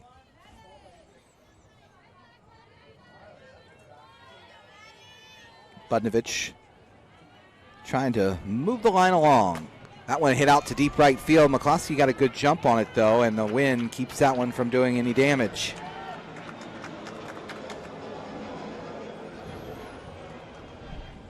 That'll bring up Phillips, who's 0 for 2 on the evening. We're 10 minutes after 7 p.m. here in West Palm Beach. Closing in on the final innings of our weekend set. Our next broadcast for Sailfish Softball will be next Sunday, a week from tomorrow, as this one's popped up. I'll be with you for that one as the Sailfish welcome in the University of North Georgia, who I believe they played maybe 3 times last year. Kenny Silvestri, our public address announcer and general good guy, says 4 times. As they were in the top 5 a good bit of last year in the NFCA national rankings, as that one plunked Bailey Phillips. Number 11, Mackenzie Allen up to bat. Allen, who pinch hit last time, then stayed in the game, will get her 2nd plate appearance. She singled down the left field line in her only trip. 2 aboard, though, here in the 6th. Don't want things to unravel quickly, as Budnovich wants to put a bow on this top of the 6th, get her team back in the dugout. That one, a good job by framing of Maddie Biggs. Strike 1.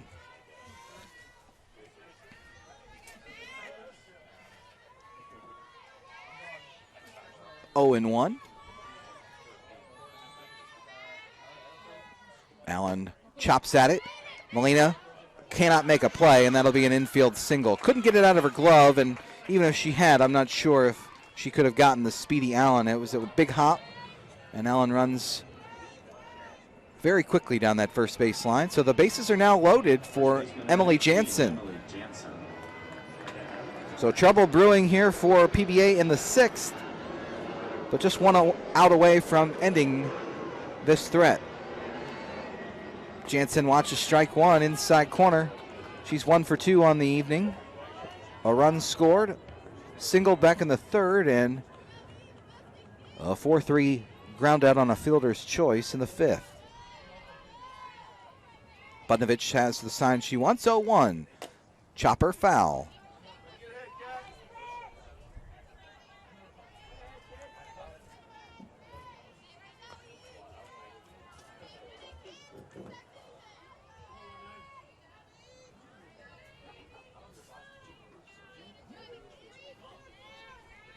Jansen back in the box. Budnovich up in the count, 0-2.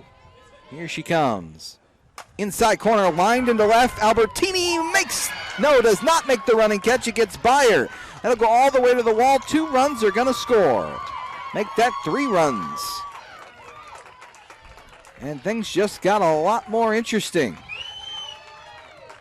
A bases clearing double for Emily Jansen have made it a 6-4 game. Looked like Albertini might have had a chance at it, but it just went off the tip of her glove. And now the potential tying run comes to the plate in the form of Perkins. Avery Perkins getting her first plate appearance. Jansen hit it right on the nose, but Albertini not able to track it down.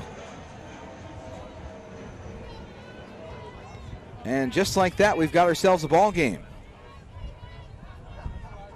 Tampa takes the lead and hits 9-8. They still trail by 2 runs. Here's Perkins. That's down a little low, and it's 1-0. Not sure what the Sailfish would do here from a pitching standpoint. Budnovich certainly has pitched well. This one in there, but off the glove of Biggs. That's going to get to the backstop, and that'll be a pass ball, one would guess. And that's confirmed. So Biggs wants to chat. Not sure if it was a cross-up or she just wants to give her pitcher a breather, but 1-1 now to Perkins as Jansen moved into third base.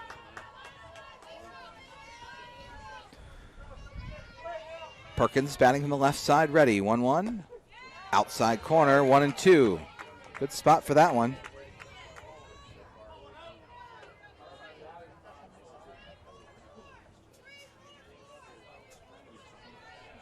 1-2 to Perkins. Here's Budnovich delivery. Tapper left side. Big hop from Molina. She'll have an easy play of it. Throws it over, and that ends the threat. But the Spartans get back in this ballgame. 3 big runs on 1 hit. It was an Emily Jansen bases clearing double.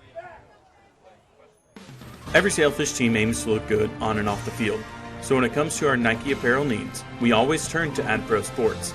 From uniforms to practice gear and everything in between, AdPro Sports outfits all 17 Palm Beach Atlantic sports teams while serving as a one-stop shop from concept to reality. Learn more by visiting adprosports.com.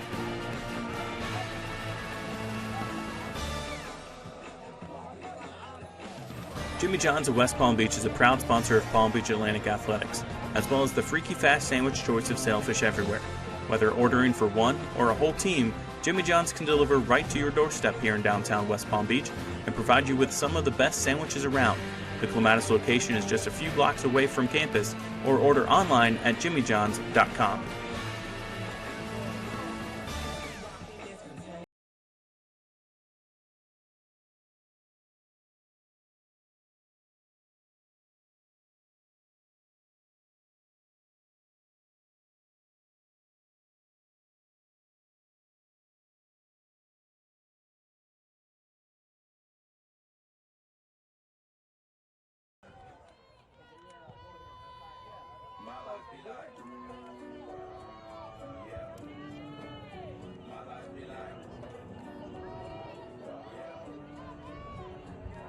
Leading off the 6th inning for the the Sailfish catcher, number 22, Maddie Biggs. Maddie Biggs will lead off at the bottom of the 6th, trying to get her team some insurance as she takes a strike from Jodi Handler.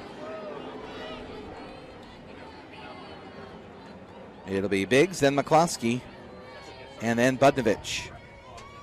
Biggs 2 for 3 in this one.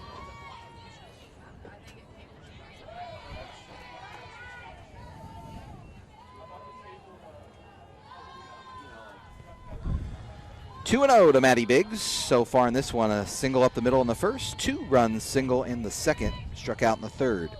This one hit high and pretty well to center, but coming in is Miner. She'll make the catch.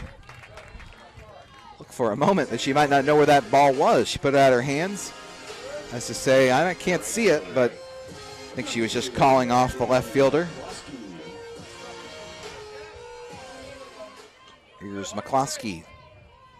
0 for 1 is Janey in this one, but 2 walks.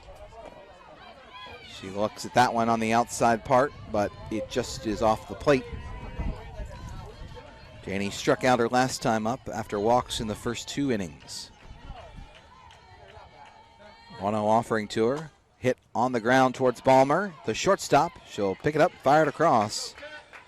And quickly 2 up, 2 down in the 6th. Budnovich will try to help her cause. There is activity in the Sailfish bullpen. Both Busby and Pennico were loosening. Not sure if Coach Cooley will go with one of those right-handers or if she'll stick with Budnovich to go to the 7th. It'll be the top of the Spartans order set to face her in Ballmer, Perez, and Miner. Perez has not had a plate appearance yet. Clawberg could re-enter as this one's fouled on the left field line. Remember, the Spartans made a few changes defensively and offensively when they were down by 5, but that 3-run double by Jansen got them back in the ball game, and now the wheels may be turning on both sides.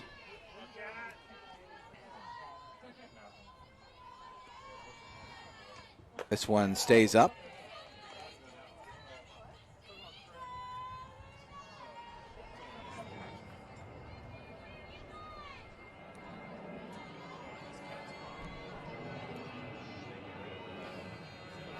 This one grounded to right side, just missed potential extra bases.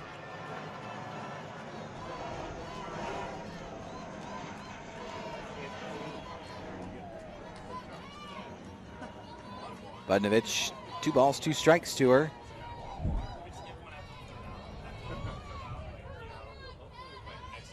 Here in the bottom of the 6th, our score 6-4. Sailfish in front. This one fouled off.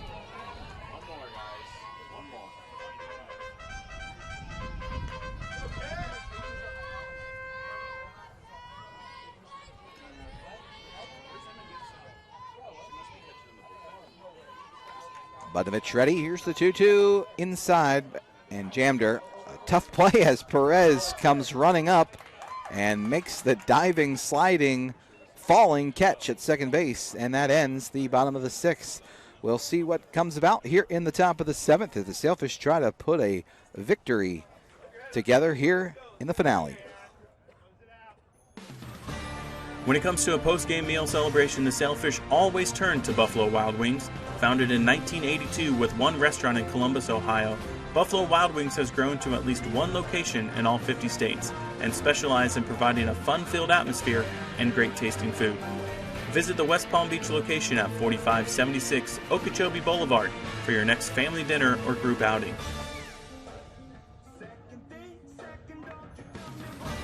Aramark serves as the official food service provider of Palm Beach Atlantic University.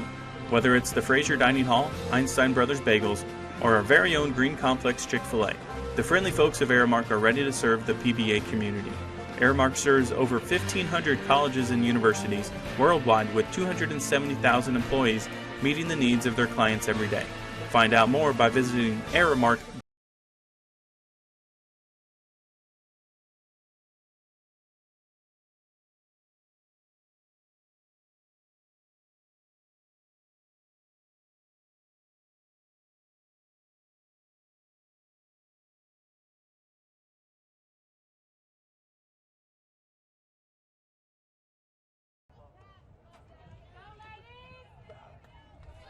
leading off the 7th for Cantor. Top of the 7th inning, top of the order for UT as they try and muster a rally here against Kat Budnovich, trying to go the distance here and pick up the win.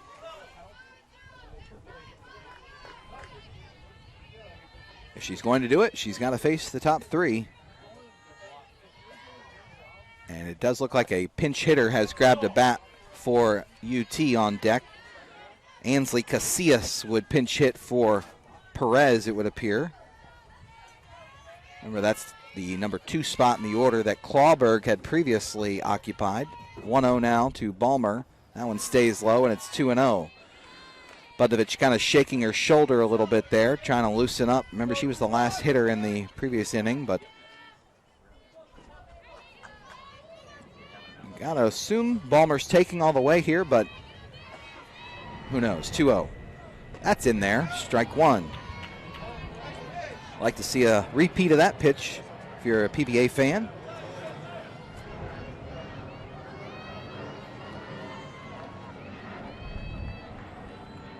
Two-one offering.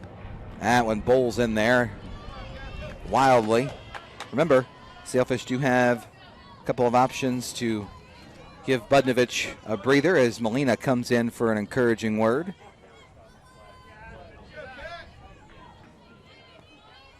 Budnovich's line of 4 earned runs in 6 innings, probably not as good as she's pitched. This one into right field, falling in front of Mccluskey, who will throw to first, but easily in there is Ballmer. Didn't hit it hard, but put it in the right spot, and that will bring up the pinch hitter Casillas. Ansley Casillas, the freshman from Brentwood, Tennessee. Going to the circle, though, is Coach Cooley, and it looks like she is going to make the change. She's going to go with Penica, who did the complete game in Game 1. We'll take a break, get you more information on her when we come back.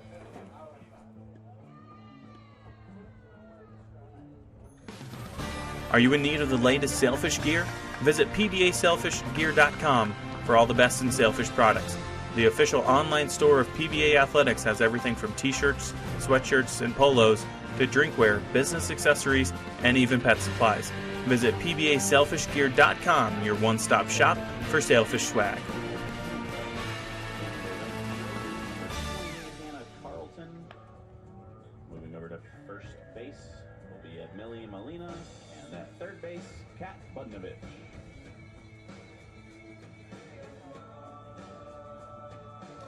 Couple of defensive changes here in addition to Penica now in the pitcher's circle.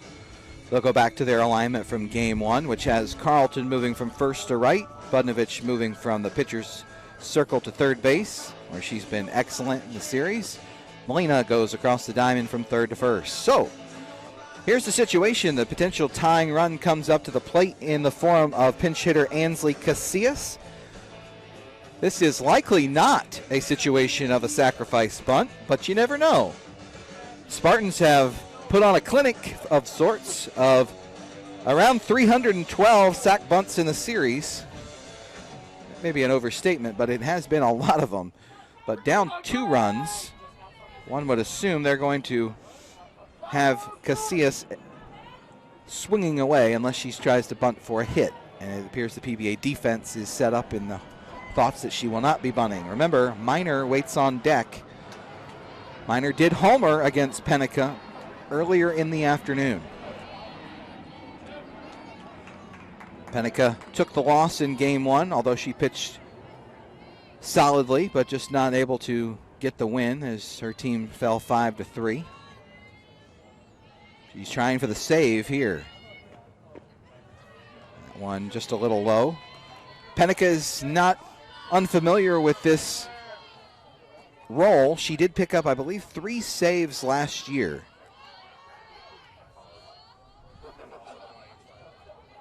One-0 offering now to Casillas. Inside corner as she evens things up. Looks like Casillas may be taking all the way.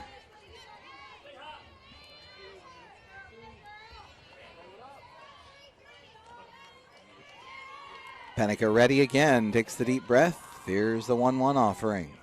This one grounded left side, but foul. Penica did indeed have 3 saves a year ago in her 43 2/3. if things continue the way they are right now, she's going to fly by that innings pitch total in a couple weeks.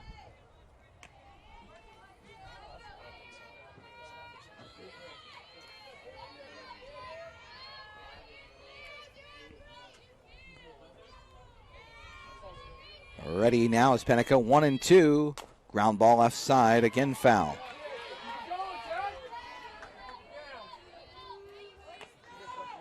Sailfish do not have a save on the season. Budnovich would look to pick up her second win, which would tie Penica for the team's second spot. This one right out in front. Biggs pounced on it, but it was a foul ball.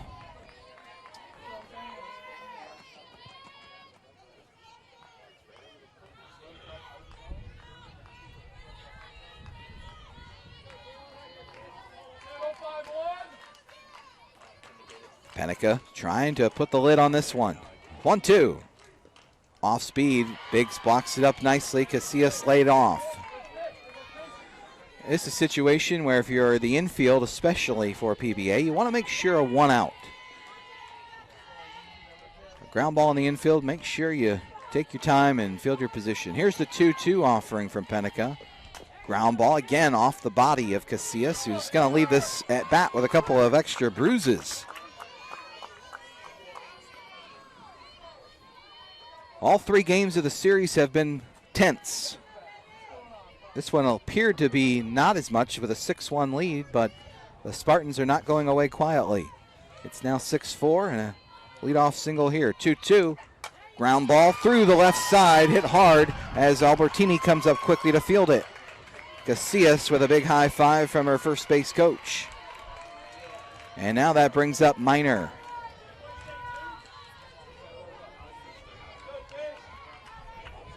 Center fielder number 22, Corrine Miner. Sailfish kind of playing a no doubles defense here. They don't want Casillas to score. She would be the potential tying run. Miner in the box, looking to do damage. Sailfish looking for an out here. Penica ready. That one just a little low. –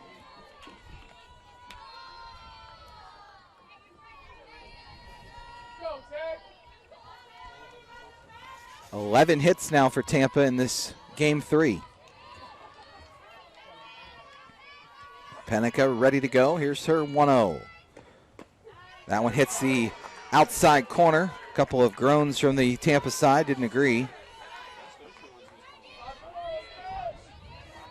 On deck is Gallhouse.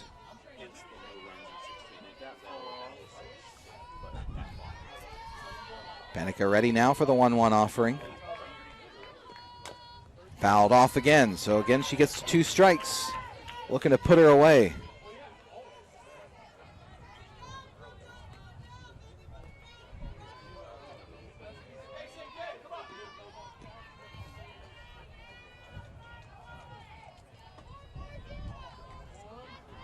One ball, 2 strikes. Penica delivers. Up and away. As it's now even 2-2 to number 22. Coach Cooley calls the pitches from the dugout, and they use a number system. She's got a lieutenant over there, Katie Schmidt, who yells out the numbers so the infielders know, along with the battery. 2-2 in the dirt. So Miner has worked a good at bat here, and it's now 3-2 to the UT center fielder.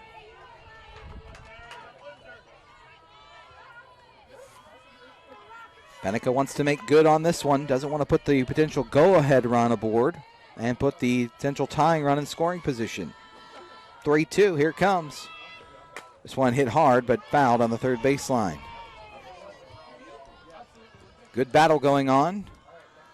Shouldn't be much of a surprise there. These 2 teams have battled all weekend long. Penica not particularly a strikeout pitcher. So far this year in 28 innings, she's struck out a total of 8 batters. But right now would be a great time to pick up one of those strikeouts. But the fish are taken out any way they can get it. Here's the 3-2. Chopper, but again foul. That has been a consistent theme in this inning of Penica doing a good job of working it inside to these Spartan hitters, but they've been able to fight it off each time.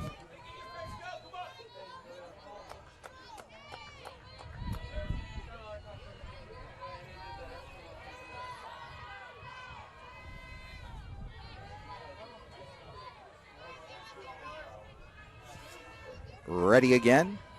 Here's another 3-2 offering.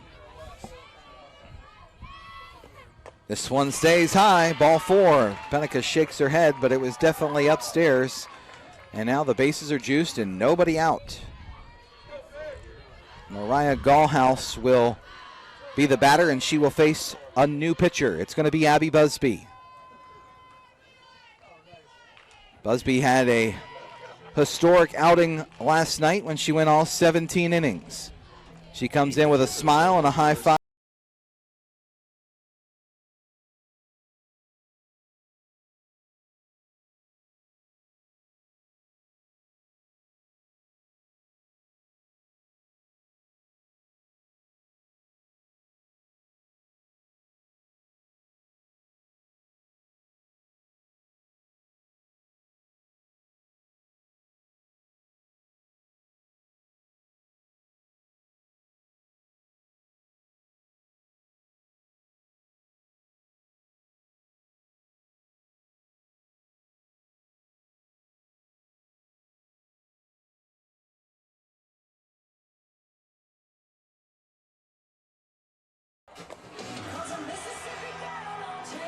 So this Mississippi girl is in the circle once again, trying to get her team a victory. It's going to be a tough go of it. Nobody out, bases loaded.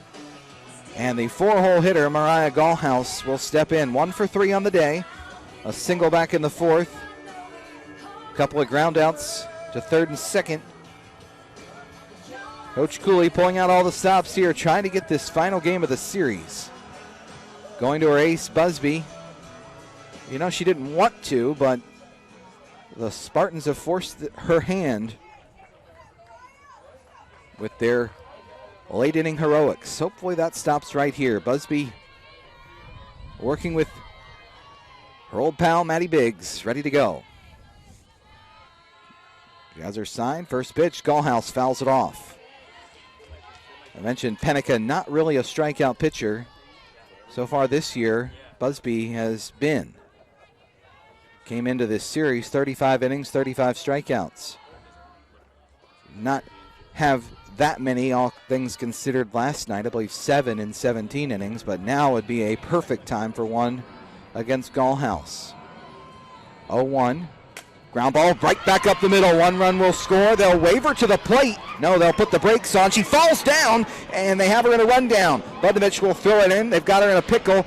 Biggs will apply the tag. She was out of the baseline, so perhaps a break there for PBA. 1 run does score, but a big out is made on the bases. 2 runners are in scoring position, with Miner making it out to second base. Correction, Gallhouse to second, Miner to third. That ball hit sharply, and really I don't know what the thought was of possibly sending the batter to the plate. There was nobody out. Ball was hit sharply, and Allen delivered a strike, but Coach Cantor put on the stop sign, but it was too late for the base runner as she fell down and then got into a pickle. PBA executed it well. This one stays up high to Maddie Farrell, who will try and tie this game or potentially get her team the lead.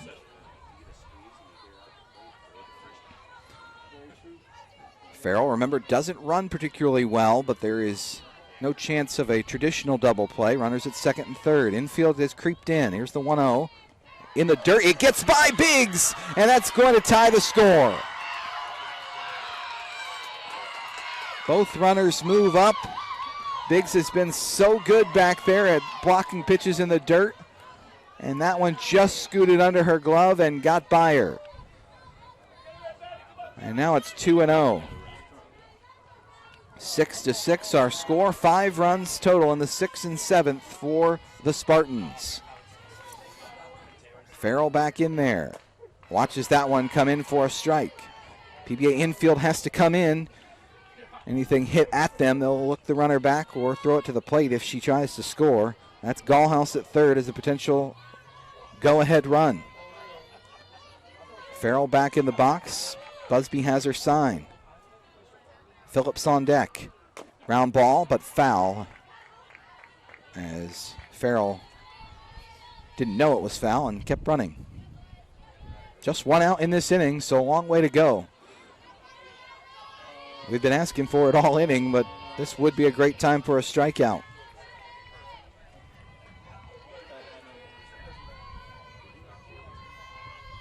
Six to 6, Busby working here in the 7th. 2-2, off speed and it stays high. So we'll go to a full count. Although you'd love to make good on this pitch, you do have a base open. In fact, you have 2. Don't give in. Here's the 3-2 now coming from Abby Busby.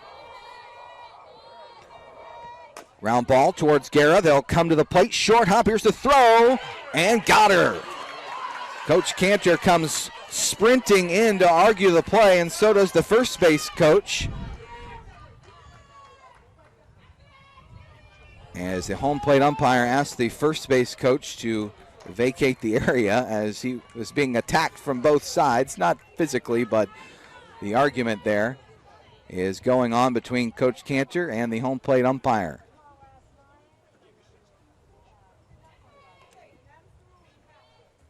And it looks like she's arguing obstruction on Biggs' part. So a big out at the plate. Farrell, the fielder's choice. It was a tough play for Guerra as it was a short hop.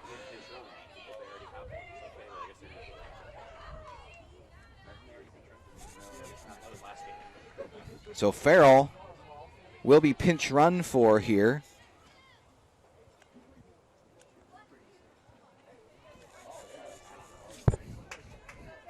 Sailfish will try and get out of this jam. They'll have a bottom half of the inning now regardless. As the pinch runner, I believe is number 8, Kaylee Clark, senior out of Colorado Springs. For the Spartans, number 8, Kaylee Clark. So give Guerra credit, give Biggs credit. And Busby for getting the ground ball. Need one more out to get it to the bottom half and then hope for some offense. Sailfish have been held off the board 3 straight innings, though, as Handler has really settled in relief. 2 outs, top of the 7th. In the box now is Phillips. This one down low, ball 1.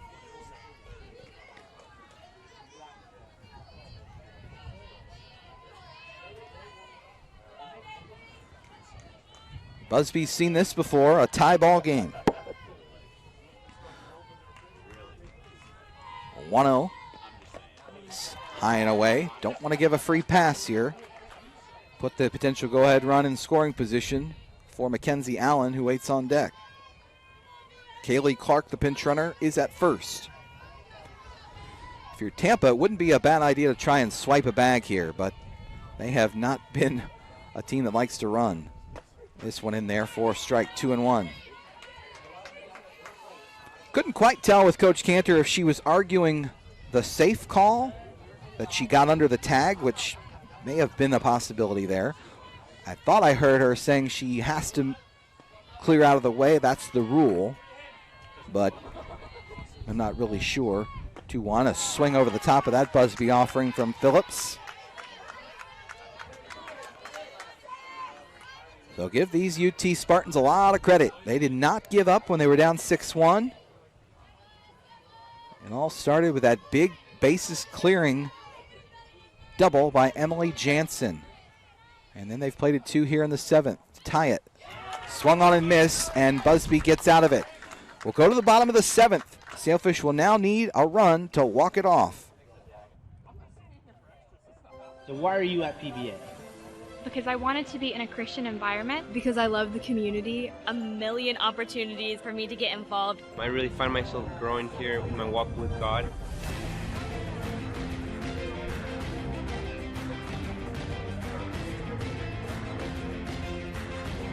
Because Palm Beach Atlantic University is anchored in faith, Anchored in values. Anchored in truth.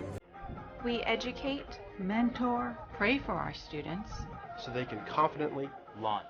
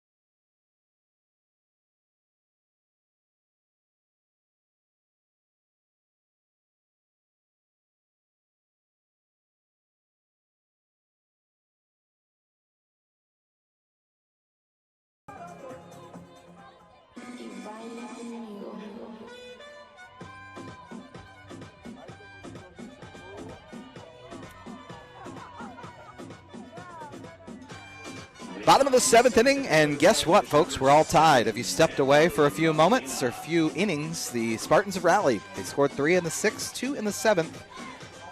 Almost took a 7-6 lead, if not for a play at the plate in which they argued either obstruction or just a general safe call. Here's Ed Millie Molina, who's had 2 doubles, make that a double and a triple, mind you, and 3 trips in this one. She's facing Jodi Handler, who's been solid in her 4 2/3. This one grounded towards Ballmer, takes the big hop and throws across. 1 out here in the bottom of the 7th as Hannah Carlton steps in next. Right fielder number 28, Hannah Carlton.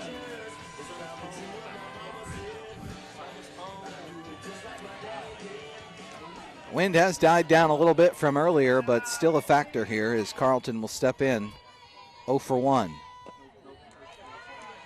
Little low, ball 1. That's been the story of the day for Carlton. She's gotten 2 walks and struck out looking her last time up. On deck is Albertini. 1-0, popped up right side, should get out of play and does just over the Tampa dugout. So 1-1. Both corner outfielders really guarding the lines. They want to keep any Sailfish batter from extra bases. Here's the 1-1. High rise ball, and she was tardy.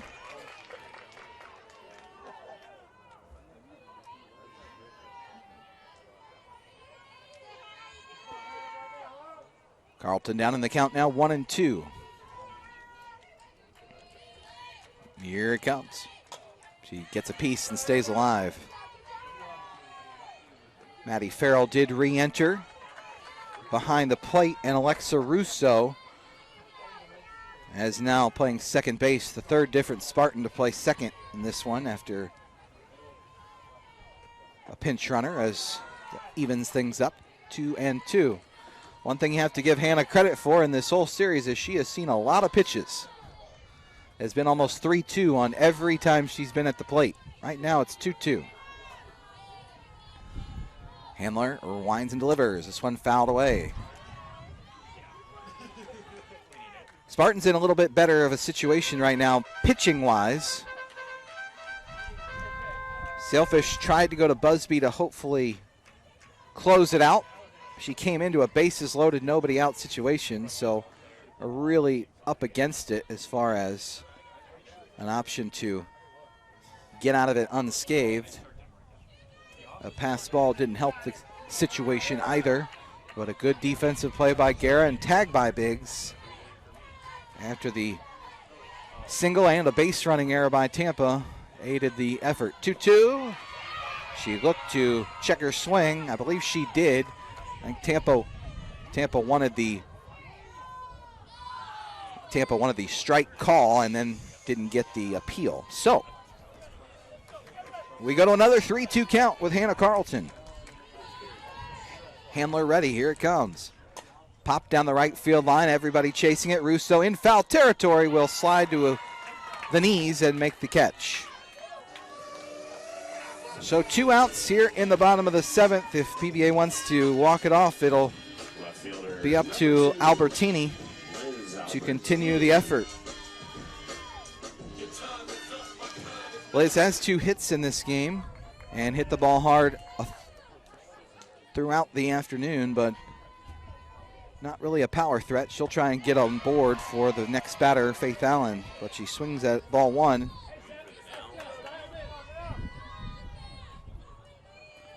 Handler's been impressive in relief. Sam Kay was the starting pitcher,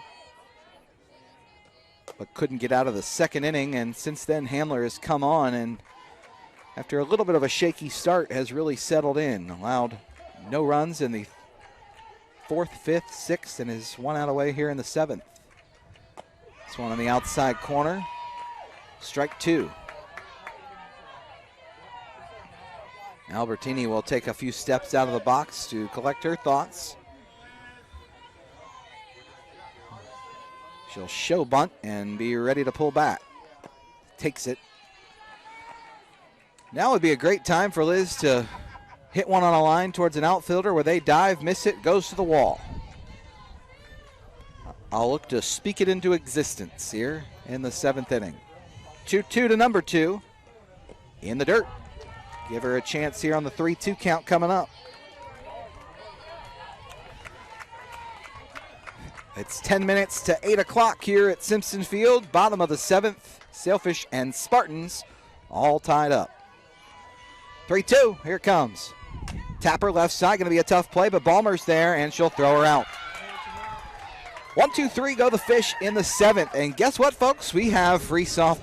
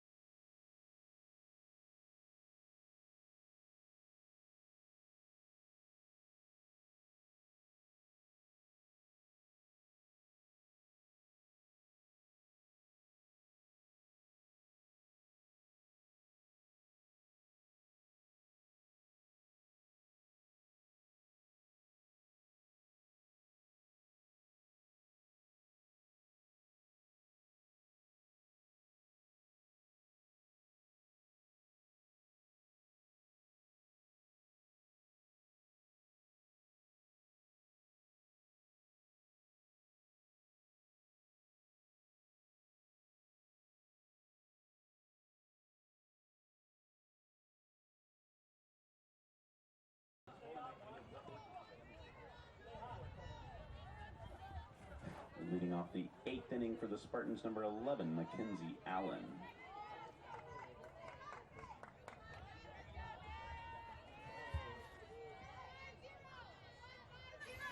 Top of the 8th we go. Spartans and Sailfish tied up 6-6. Abby Busby's back out there. This is not according to plan for Coach Cooley, but sometimes you just got to adjust and go with it. We'll see how much Abby's got left in the tank. 0-1. She'll get her sign and get ready to go here against Mackenzie Allen. Off speed, taken in the dirt. Allen in this one has gone a perfect 2 for 2. Single in the 5th, single in the 6th since she entered the game as a defensive replacement. Busby delivers. Tapper off the end of the bat.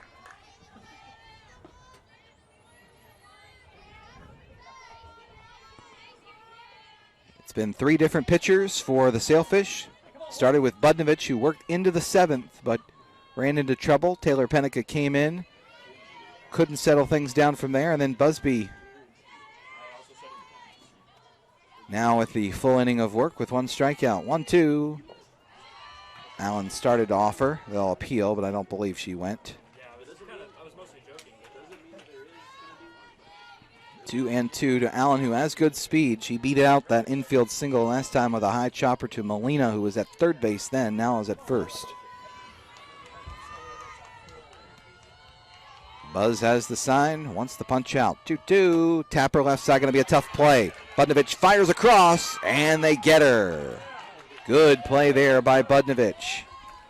First baseman number 19, Emily Jansen. I know I've said it a lot, but these two teams have proved me right over and over. The left side of the infield particularly with Guerra and Budnovich, Molina when she was there, and Ballmer and Phillips have put on a clinic in 3 games. Here's Jansen, the first baseman.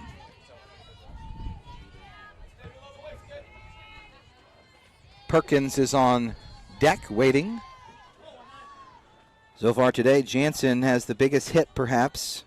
A 3-run bases clearing double in the 6th that went from 6-1 to 6-4. Got him within striking distance, and then they rallied for 2 more in the 7th. That's where we stand. This one chopped over to Budnovich. On the ground, she'll throw over. Good stretch by Molina, and Budnovich is taking care of both plays here in the 8th. Left fielder number 10, Avery Perkins.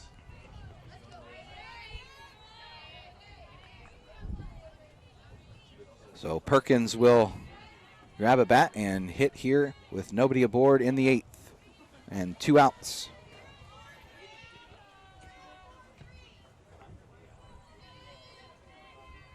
Perkins ready. Off speed, Tapper right side. West will flip over to first, and a very easy, efficient inning for Busby in this one. We go to the bottom of the 8th, 6-6. So why are you at PBA? Because I wanted to be in a Christian environment. Because I love the community. A million opportunities for me to get involved. I really find myself growing here in my walk with God.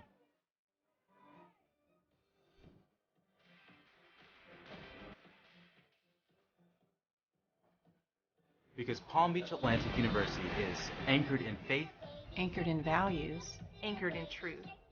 We educate, mentor, pray for our students. so they can confidently launch.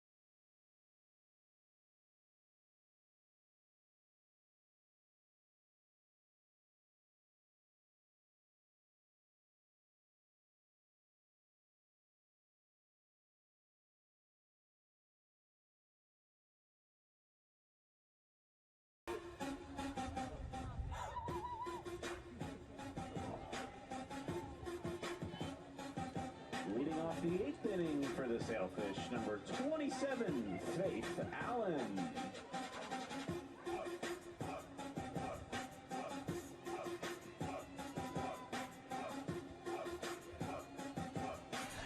(9-1-2) scheduled for Palm Beach Atlantic here in the 8th inning, as we've got some lineup changes potentially. And Coach Cooley going to make sure she's got everything correct on the Tampa side. It'll be Faith Allen of Magnolia West.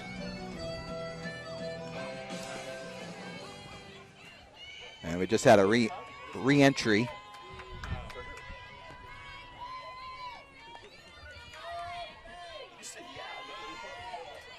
Allen ready to go.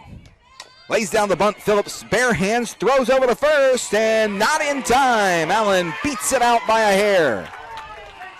Great effort by Phillips. She barehanded it, knew that was really her only chance to get the fleet-footed Faith Allen.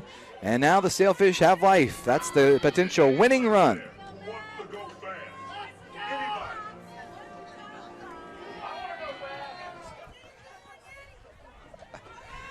Well, Ricky Bobby coming out. Here's Magnolia West. Number 20, Magnolia West.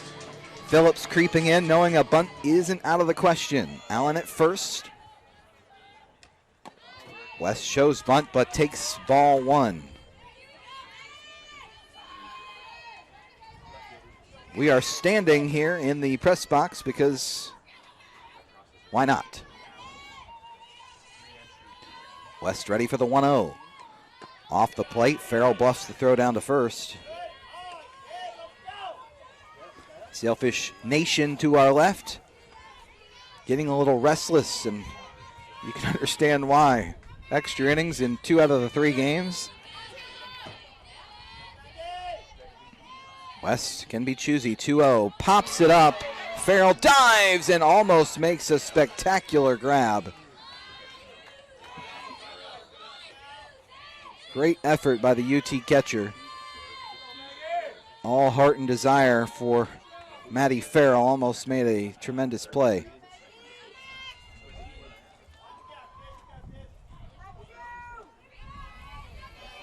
Allen, good speed. Remember, anything hit into the gap, she could score. 2-1. Tapper left side as West tried to chop it that way. Probably see something similar here. She wants to move the runner along any way she can. A hit would be great, but she wants to put it in play.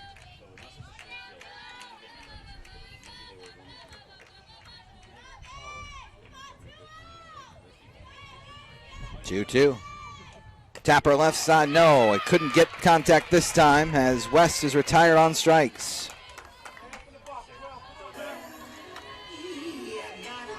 Guerra ready now against Handler. She had a 2-run single back in the 3rd. Her only hit of the day. Also has a walk. A player to pull in the outfield as they pretty much have all series long. This one low as Farrell ready to throw if needed, if Allen were thinking about trying to swipe something here. The outfield in no doubles defense. They don't want anything by him. 1-0. Guerra hits it sharply up the middle, past the diving Ballmer. Coming into second is Faith Allen. And now it looks like we're going to get a pitching change. Corrine Miner, who had been in center field, has come out of the game earlier as the center fielder, and I believe that would be Gall that probably went into play center. She was the designated player, so this was in the back of Coach Cantor's mind to be able to go to her ace Miner if needed. Center field now, 21, Mariah Gall. She will exit and get her warm-up tosses in. She will face Maddie Biggs, and Janey Mccluskey is looming on deck. Miner, remember, went all 17 innings last night, picked up the win. The runners on base are the responsibility of Jodi Handler. However, it's in the hands, the very capable hands, of Corrine Miner. Curran, after last night's marathon, 44 innings pitched, just 22 hits allowed, and has a sparkling .32 earned run average. This is just her second relief appearance of the season. 41 strikeouts in her 44 innings pitched.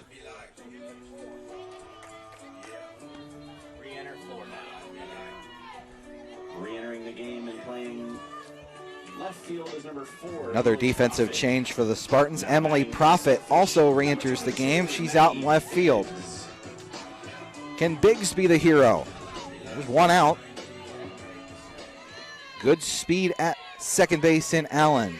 You would assume they'll send her to the plate if there's a hit to the outfield. This one just off the plate, as Coach Cantor also going to make another change, it appears. This has been a revolving door of Spartans leaving the dugout and others coming back. Chevalier is back out in right. 13, Chevalier was the starter, so she'll come back in right field. Right field is number 13, Lexi Chevalier. So Cantor obviously wanting her best defensive lineup out there. Chevalier in right and Profit in left. Remaining in the center is Gallhouse. They play deep, respecting the pop of Biggs. This one in there for a strike. A little bit upstairs, but evening up at 1 ball and 1 strike.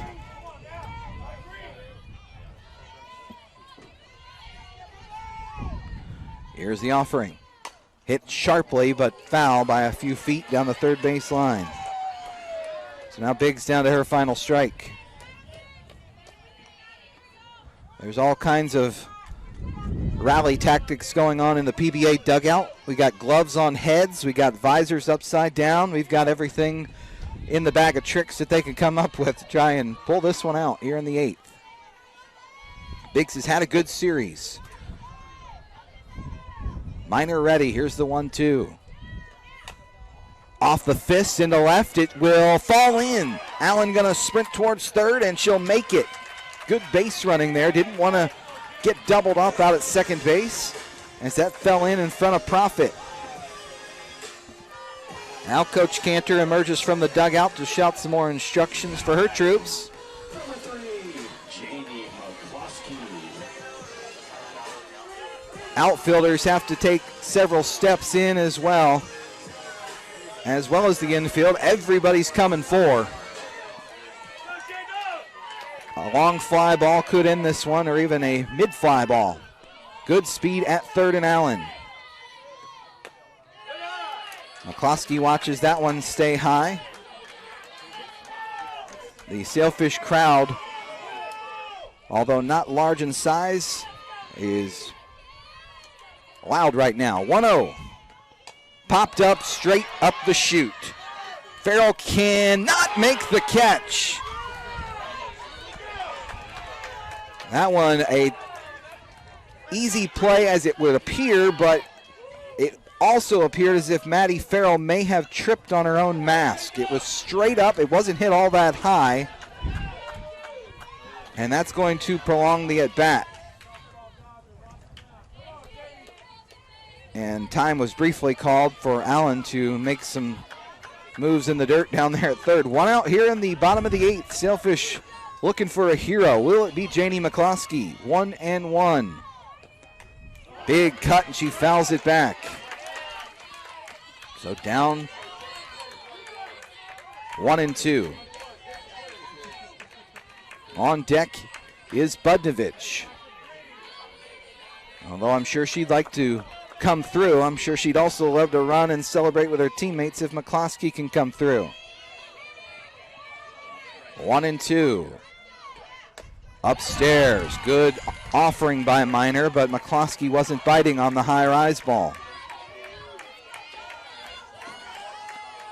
2 balls, 2 strikes, 1 out in the 8th. Mccluskey with the bat waggle is ready. Here's the 2-2. Fouls it off.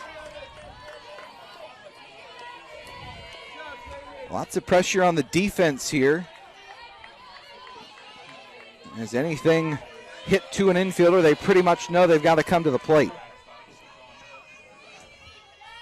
2-2. Mccluskey ready. Hard ground ball, but foul. She's staying tough up there. Miner pretty much goes all hard stuff. Would she dare come with an off-speed pitch? If she did, she might have Mccluskey so far out in the front. she could get a swing and a miss, but I'm guessing she's going to stick with the bread and butter. Mccluskey back in there looking determined. Here's the 2-2. Swung on and missed. Could not catch up to the high heat. And the Sailfish once again will send a batter to the plate with 2 outs in the form of Catherine Budnovich. Last walk-off hit here at Simpson Field, courtesy of Kat Budnovich. That was last year against Rollins College. Miner looking for the sign. Here it is. Popped up foul.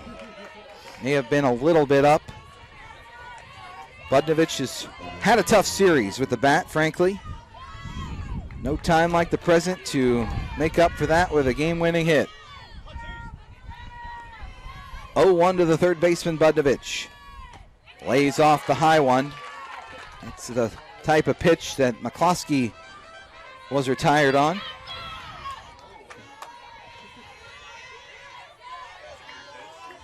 One and one. Budnovich ready. Lined on the left field line, but foul. Allen at third, Guerra at second, and Biggs at first. But really, outside of a potential force out, nobody matters but Faith Allen.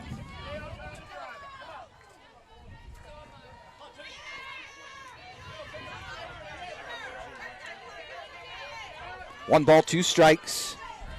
Budnovich in the box. Miner in the circle. Here it comes. Lays off the high one. Farrell went up the ladder to get it. 2-2.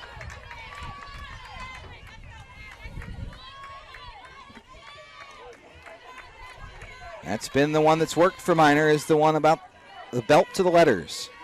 2-2 again. Somehow she got a piece of it. That was up, would have been ball 3, but you can understand wanting to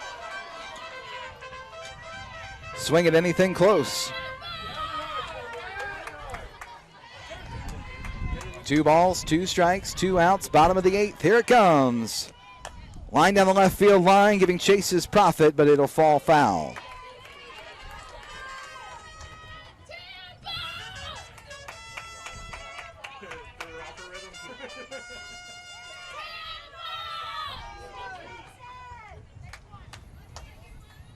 So they'll need some more softballs, and umpire's going to swap them out.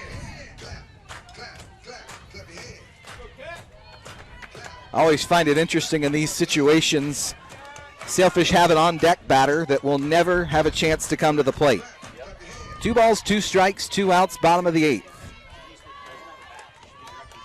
Budnovich ready. Ground ball left side. Phillips will step on third.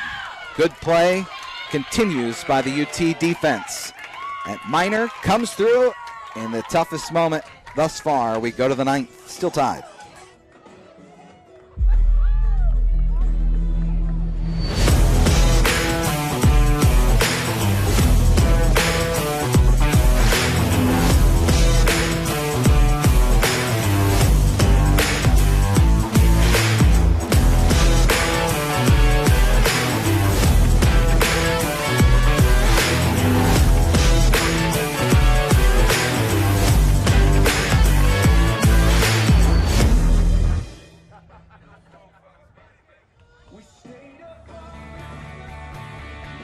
This is the University of Tampa.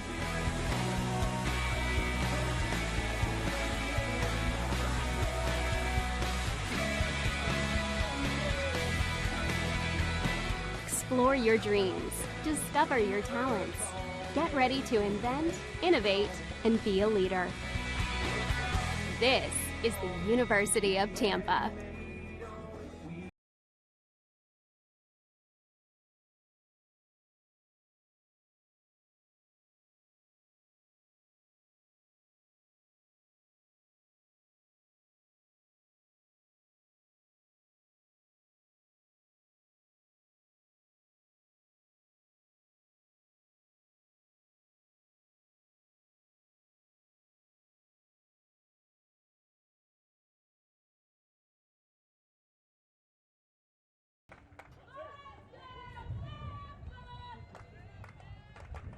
Leading off the 9th inning for the Spartans is shortstop number 2, Stefanie Ballmer. Top of the order again here for the Spartans. We're in the top of the 9th here of Game 3. Stefanie Ballmer leads things off against Abby Busby.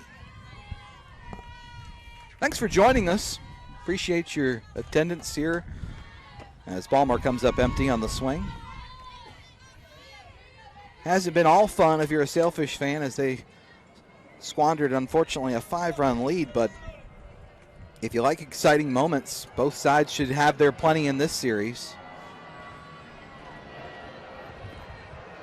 0-1, Ballmer watches strike 2 come in there.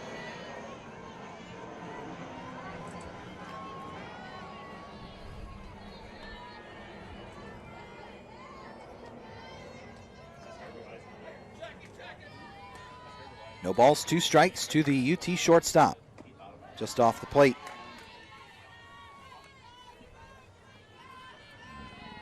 Good waste pitch for Busby and the battery with Biggs.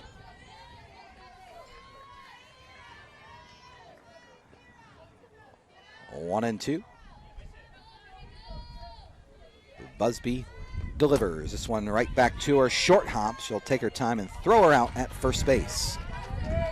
Busby does a good job to field her position. Now up for the Spartans, number 33, Alexa Russo. Here's Russo.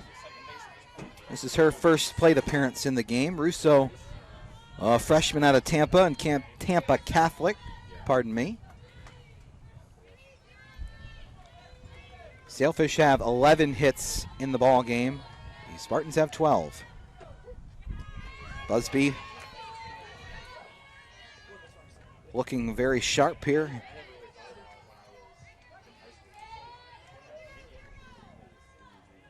No balls, 1 strike, 1 out in the top of the 9th.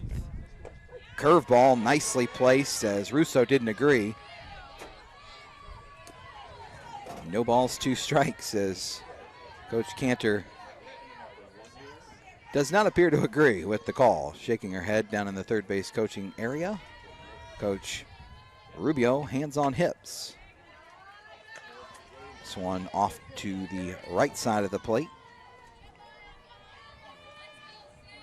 1 and 2, Russo against Busby. 1-2 pitch, here comes. Chopper left side, Guerra will try and knock it down, but it'll get by her. And into left field for a 1-out Russo single. Center fielder number 22, Corrine Miner. Here's the hero of the series thus far for the Spartans, Corrine Miner. Went the distance last night, and we're right back where we started. Busby versus Miner in the circle, and now Busby versus Miner in the box.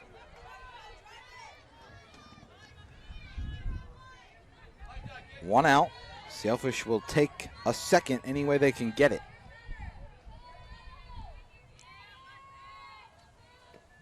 That one in there nicely.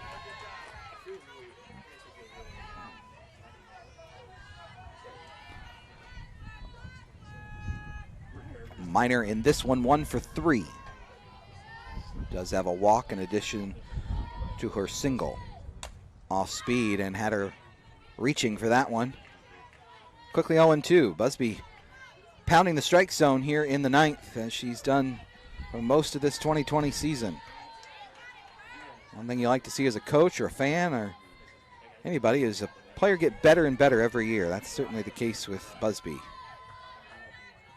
0-2, here it comes. Just off the plate. Good location and good setup there by Biggs. She hit the target, but it was off the plate.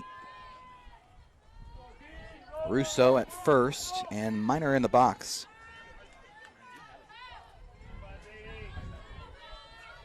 A 1-2, off speed, and Biggs smothers it.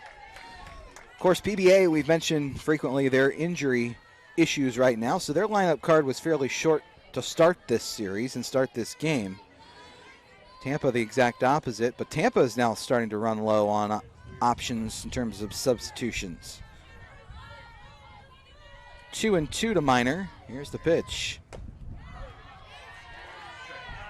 Was borderline, but stayed up just a bit. Gallhouse would be next, the center fielder.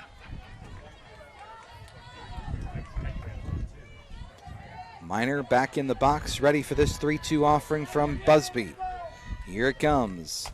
Ground ball up the middle. West will take it herself to go to second for one and try to turn the double play. But Miner runs too well. Good play by West. An all-important second out. DP number 21, Mariah Gallhouse will get her chance here in the 9th.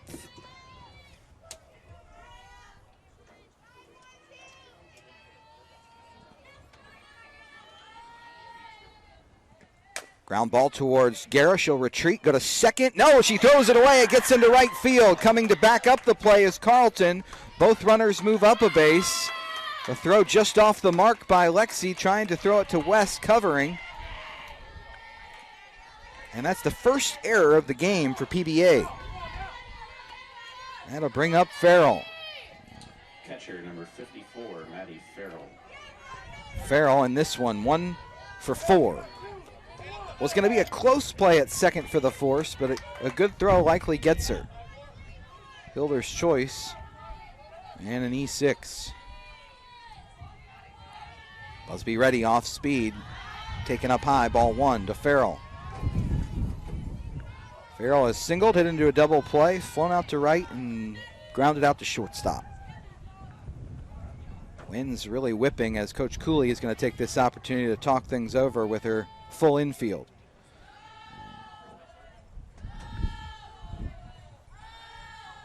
Hard to see who's waiting on deck. I assume it's Bailey Phillips, but it looks like, yes, it is Bailey Phillips.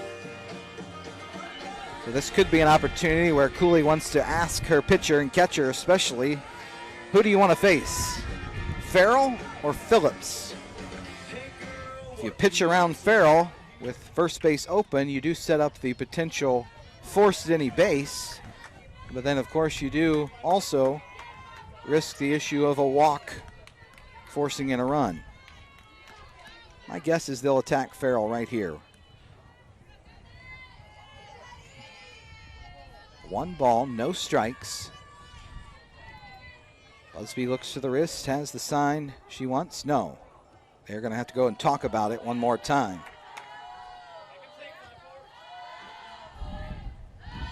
Not a bad idea for Biggs and Busby. They don't want to be on different wavelengths here with a runner at third. Don't want to cross up in any situation, but especially here. The go-ahead run at third, 1-0. They're going to pitch around Farrell, it appears. Put her on and go after Phillips. Again, this is not as much about Farrell versus Phillips, the hitters, as I think it is setting up a potential. Okay. That was a strike. I don't believe Busby was trying to do it. I don't think that's going to change much as Biggs hops out of the way. And it is outside there, but Farrell a little more ready that time. Can't blame her for taking. But again, this will set up a force at any of the 3 bases and home plate. Give the defense a little bit more options. She swings at it anyway, and it'll go to a full count. So now the wheels are really turning here. Does Busby go after her or stick with the plan of trying to walk her? Oh. There comes the 3-2 offering. Farrell wants to be the hero. Looks like they're going to go after her. Ground ball slowly hit. Budnovich has time, throws across, and gets her. Nice stretch and catch by Edmillie Molina, and a good job, Budnovich, for knowing the speed of the base runner. We go to the bottom of the 9th. Hey, folks, we're tied, 6-6.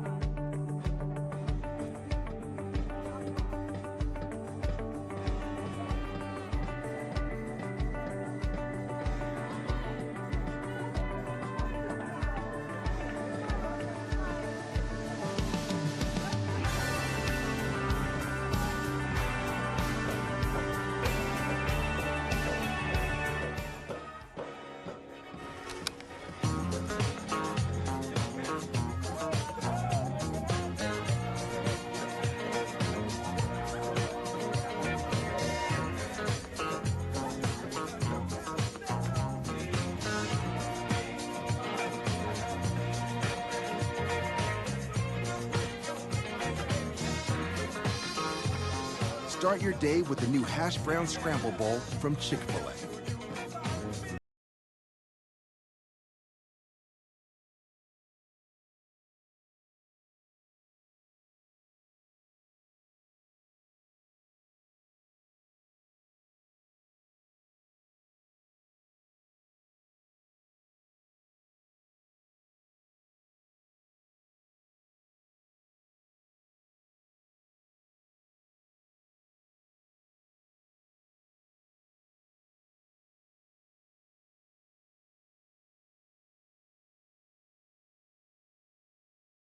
All right, folks, we're coming to you live here from the third row of the bleachers. Got to shake up the mojo somehow.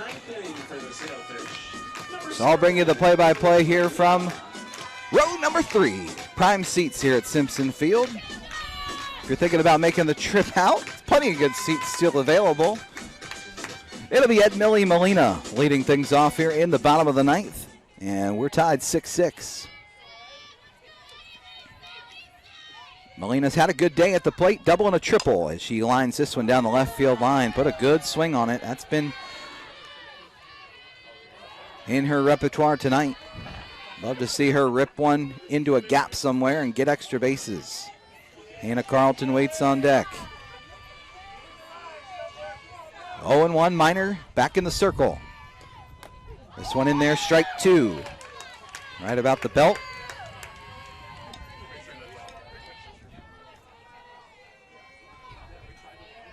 Molina down in the count quickly, 0-2. Miner ready to go. This one way up. She tried to get her to chase, and Molina resisted.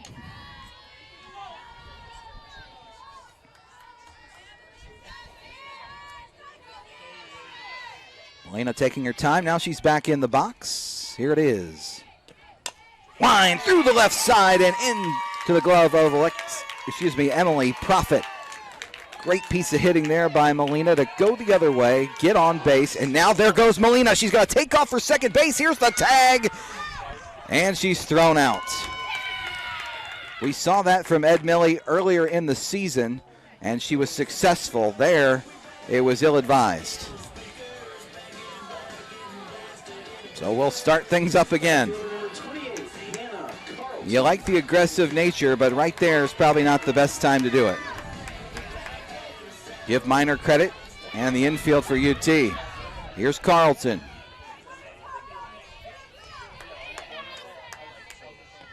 This one taken high. Albertini on deck, Carlton at the box. Remember, that's a stolen base attempt once you stop at first and try and swipe it. 1-0 to Carlton. That one through there. You just hope for Hannah's sake and the Sailfish sake that she could time one up. She's been consistently late on pitches, fouling a lot off to the first base side. Haven't been able to really turn one around. Here's the 1-1. That one way outside. Miner throws hard, so you can understand why it's tough to time her up, but Carlton certainly has the pop to drive one deep into this West Palm Beach night. 2-1. Pop back our way and foul.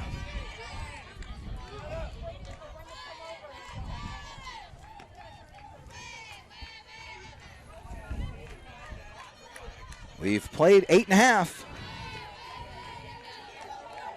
Sailfish would love to win it here in the 9th, but it's going to take a big effort against Miner. 2-2. That one stays up. Borderline, but stays up, and it's another 3-2 count for Hannah Carlton.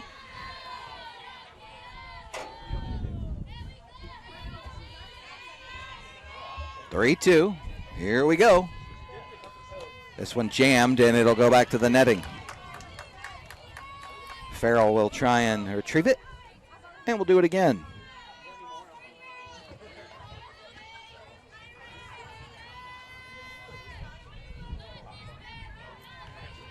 Carlton has seen a lot of pitches in this series. I would imagine somewhere around the 60, just a guess. Here's another 3-2. Swung through, and that'll end her at bat.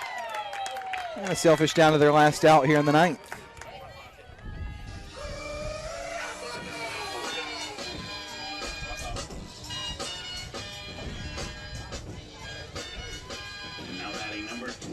Here's Albertini to try to continue her good work from earlier in the game when she got a couple of hits. This one she'll swing through, however, as she's a little late on the Miner fastball.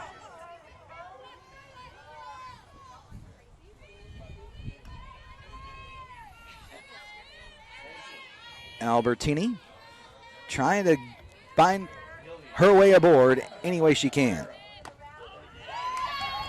That one called a strike, 0-2.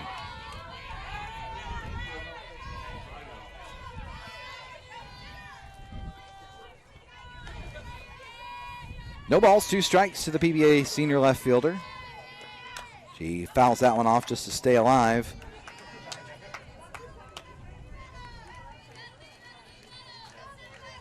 This has been a mentally and physically exhausting series, you would have to imagine, for everyone on both sides, Tampa and Palm Beach Atlantic. 3 very tightly played games, 2 extra inning affairs. 0-2. Tapper into the glove of Phillips. She'll toss it aside, and that will end a 1-2-3 ninth. We go to the 10th. 6-6 our score. My name is Tori Lackey, and I have a degree in Christian Social Ministry from Palm Beach Atlantic University. I loved its location in the heart of downtown West Palm Beach, and the beach was less than a mile away. The faculty, staff, and administration at PBA are so well connected that I was able to score internships at the local government and even nonprofits such as the Johnson Scholarship Foundation. I have a community of spiritual and professional support that continues to launch me into success. From court and lane to lane, under the lights or under the sun, no one delivers Division II sports like NCAA.com. The center of D2 is inside the NCAA.com hub with exclusive highlights of every sport and live broadcasts of every Division II championship found nowhere else. Make NCAA.com yours, the home of Division II college sports.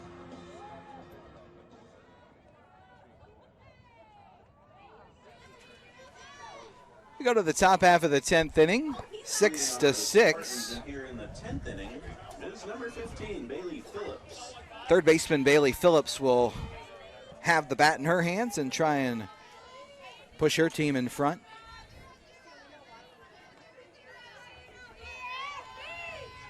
She'll face Abby Busby as the off-speed pitch bounces in. Remember, Phillips was on deck when the Sailfish were attempting to intentionally walk Maddie Farrell. However, Farrell had different ideas, swinging at 2 pitches that were close. That one stays up, 2-0, and eventually grounding out to third base.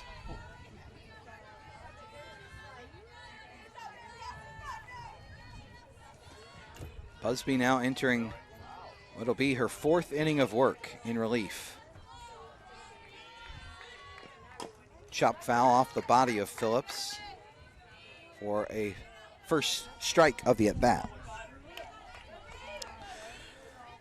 Those of you can probably see from home in the center field camera, I am in the 3rd row of the bleachers behind home plate.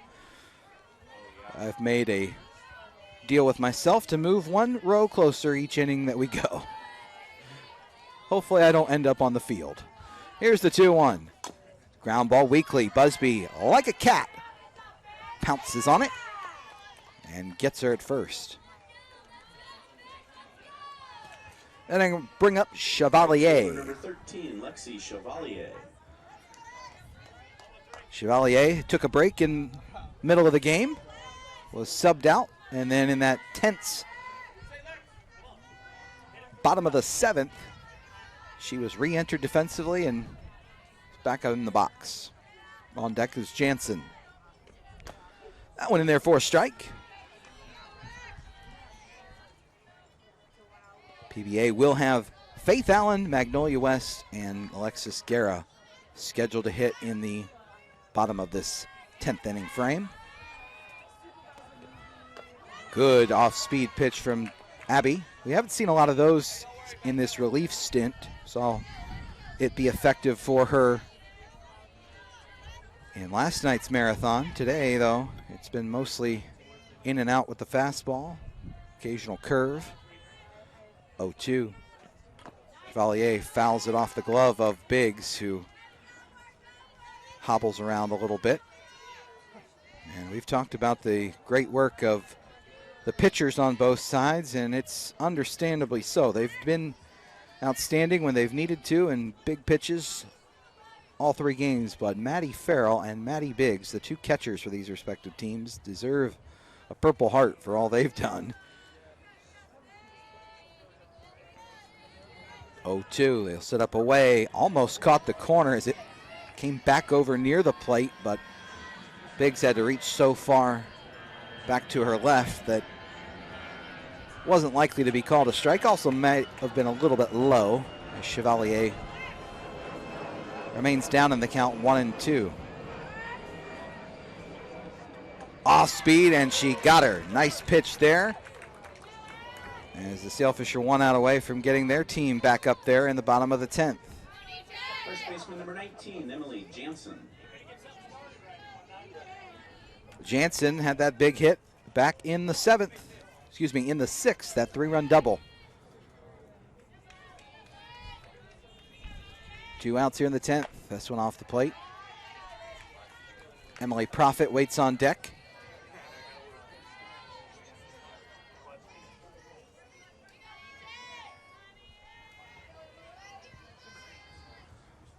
One and 0.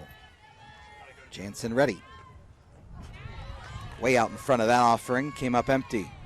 She has a laugh with herself and her third base coach, Leslie Cantor, as sometimes you just gotta laugh at your effort on a pitch that big of a difference in velocity.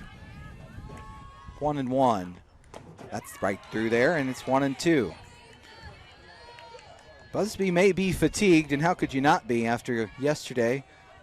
But she sure isn't showing it. She's pumping strikes in, changing speeds, and has looked just as good as yesterday, if not better. 1-2. Fouled away. Jansen almost picked off her teammate Profit waiting on deck.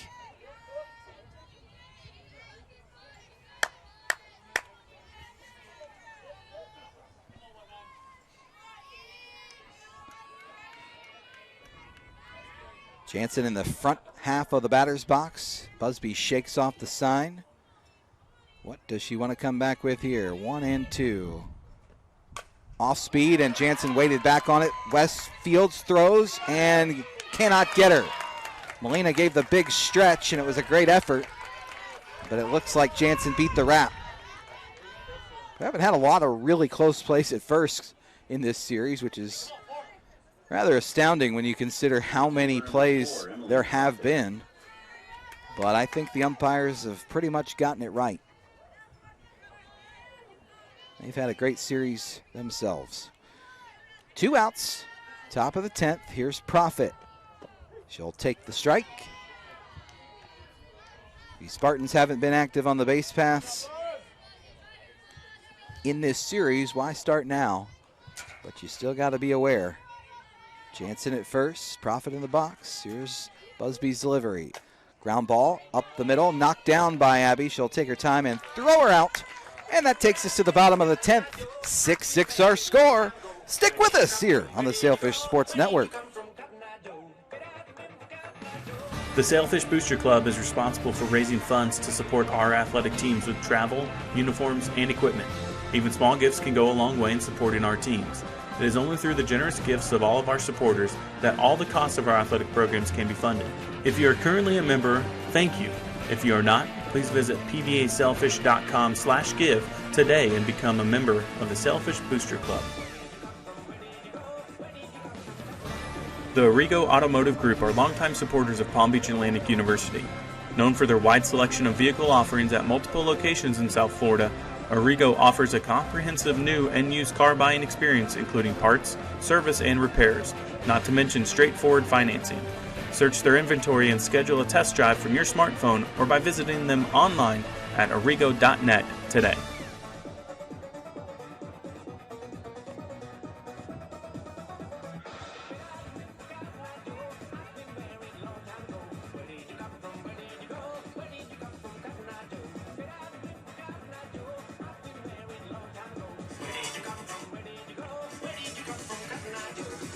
Welcome back here to Simpson Field, also known as the Hoedown.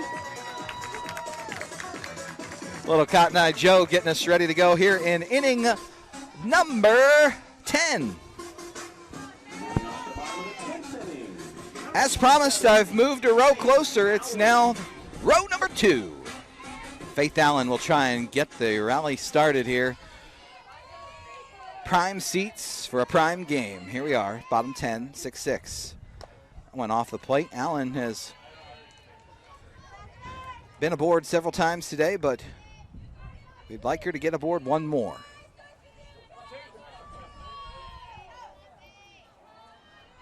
On deck is West, 1-0 now to Faith Allen.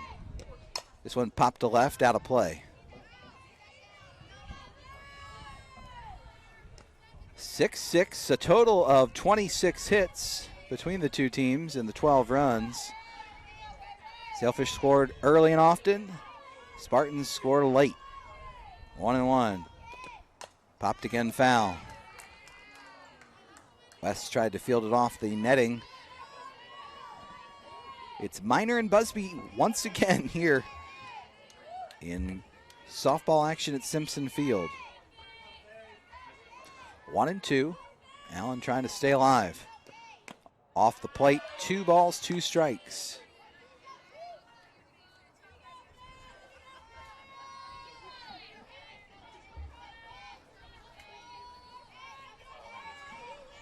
Two and 2 to Allen. Ground ball left side and through. Good job, Faith Allen. Bobbled in left by the left fielder Profit, but she was able to corral it close by, and Allen hits the brakes.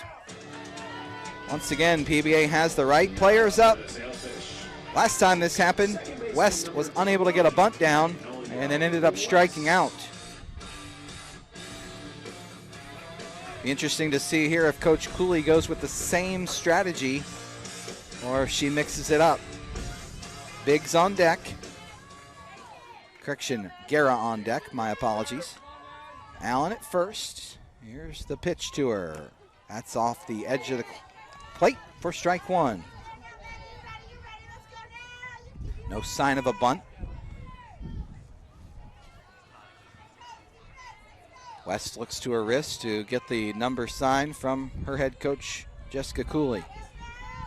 Allen prepping at first to hopefully run around these bases. 0-1, bunted, put out right in a perfect spot. Miner has no play. She'll throw anyway, but West easily able to beat the throw, and 2 are aboard with nobody out.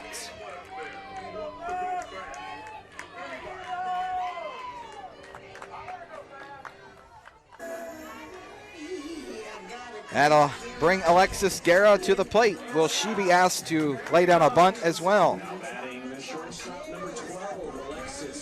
The 2 fastest Sailfish are out there in Allen and West. Guerra is a good bunter. Not showing bunt here, though. Ground ball right back to Miner. They'll go to third for 1 over across the diamond. But she beats the throw. Good reaction there from Miner. And Phillips almost turned a beautiful double play. So instead of the bunt, they went with the swing away. And why not? Guerra had been swinging a good bat. Hit it solidly, but right to the glove of Corrine Miner. Now Biggs has a chance to play hero. Mccluskey now waits on deck. West, great speed at second. Now Guerra at first. Went in there for strike 1. Sailfish have seemingly been their most successful tonight when they've attacked early in the count. Gotten a pitch to their liking and drive it. 0-1 to Biggs. That went down and in, evens it up now, 1-1. This is the part of the order the Sailfish have got to cash in one of these opportunities. 1-1.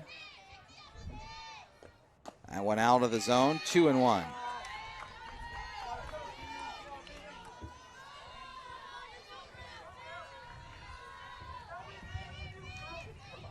Corrine Miner doing everything she can to keep her team in it.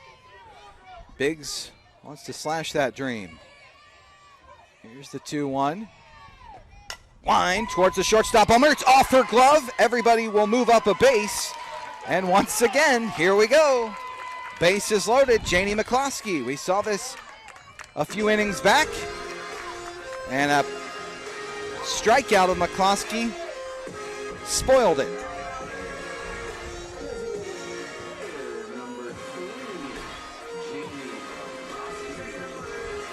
A fly ball to the outfield with West speed at third would likely end this one. But you got to put it in play. 1 out. First pitch into Janey. Here it comes. That one just a little bit up. That's the pitch she got her to strike out on her last time up. That rise ball at the letters. Infield and outfield have had to come in. They've got to go 4. 1 ball, no strikes to Mccluskey. Popped up left field. Will they be able to track it down? Profit wisely lets the ball fall short. Heads up play there by Emily Profit. Wasn't for sure going to be deep enough to score it, but with her momentum going towards the plate and the great speed of West, that was a heads up play. One of many we've seen by both teams in this series. 1-1. 1 out here in the 10th. This one taken high. Garrett second and Biggs at first. Their runs don't really mean much other than they need to advance. 2-1. Lined up the middle and through. That will win the game on a Janey Mccluskey walk-off single to center field, and it's finally over. Sailfish win it here in extra innings in the bottom of the 10th, 7-6, and salvage this 3-game series, the final game going the way of the blue and white. Folks, we thank you for sticking around as long as you have. A special thanks to our staff, both in the press box and upstairs in the studio, have brought you all these innings and have done a fantastic job. Thank you to Don Piper and all of our student staff to bring you the live video all weekend long. For Kenny Silvestri and Cole Hellman, we'll look forward to seeing you back here at Simpson Field next Sunday. If you can't make it out in person, feel free to join us here on the Sailfish Sports Network. That'll be against the University of North Georgia. The Sailfish will take on Nova Southeastern University in just a couple of days down in Davie. Tuesday, Wednesday, another SSC series. You can find those games on the Sunshine State Conference Digital Network. For all of us here in West Palm Beach, it's 7-6. Sailfish win it on a Janey Mccluskey walk-off single. Good night, everybody.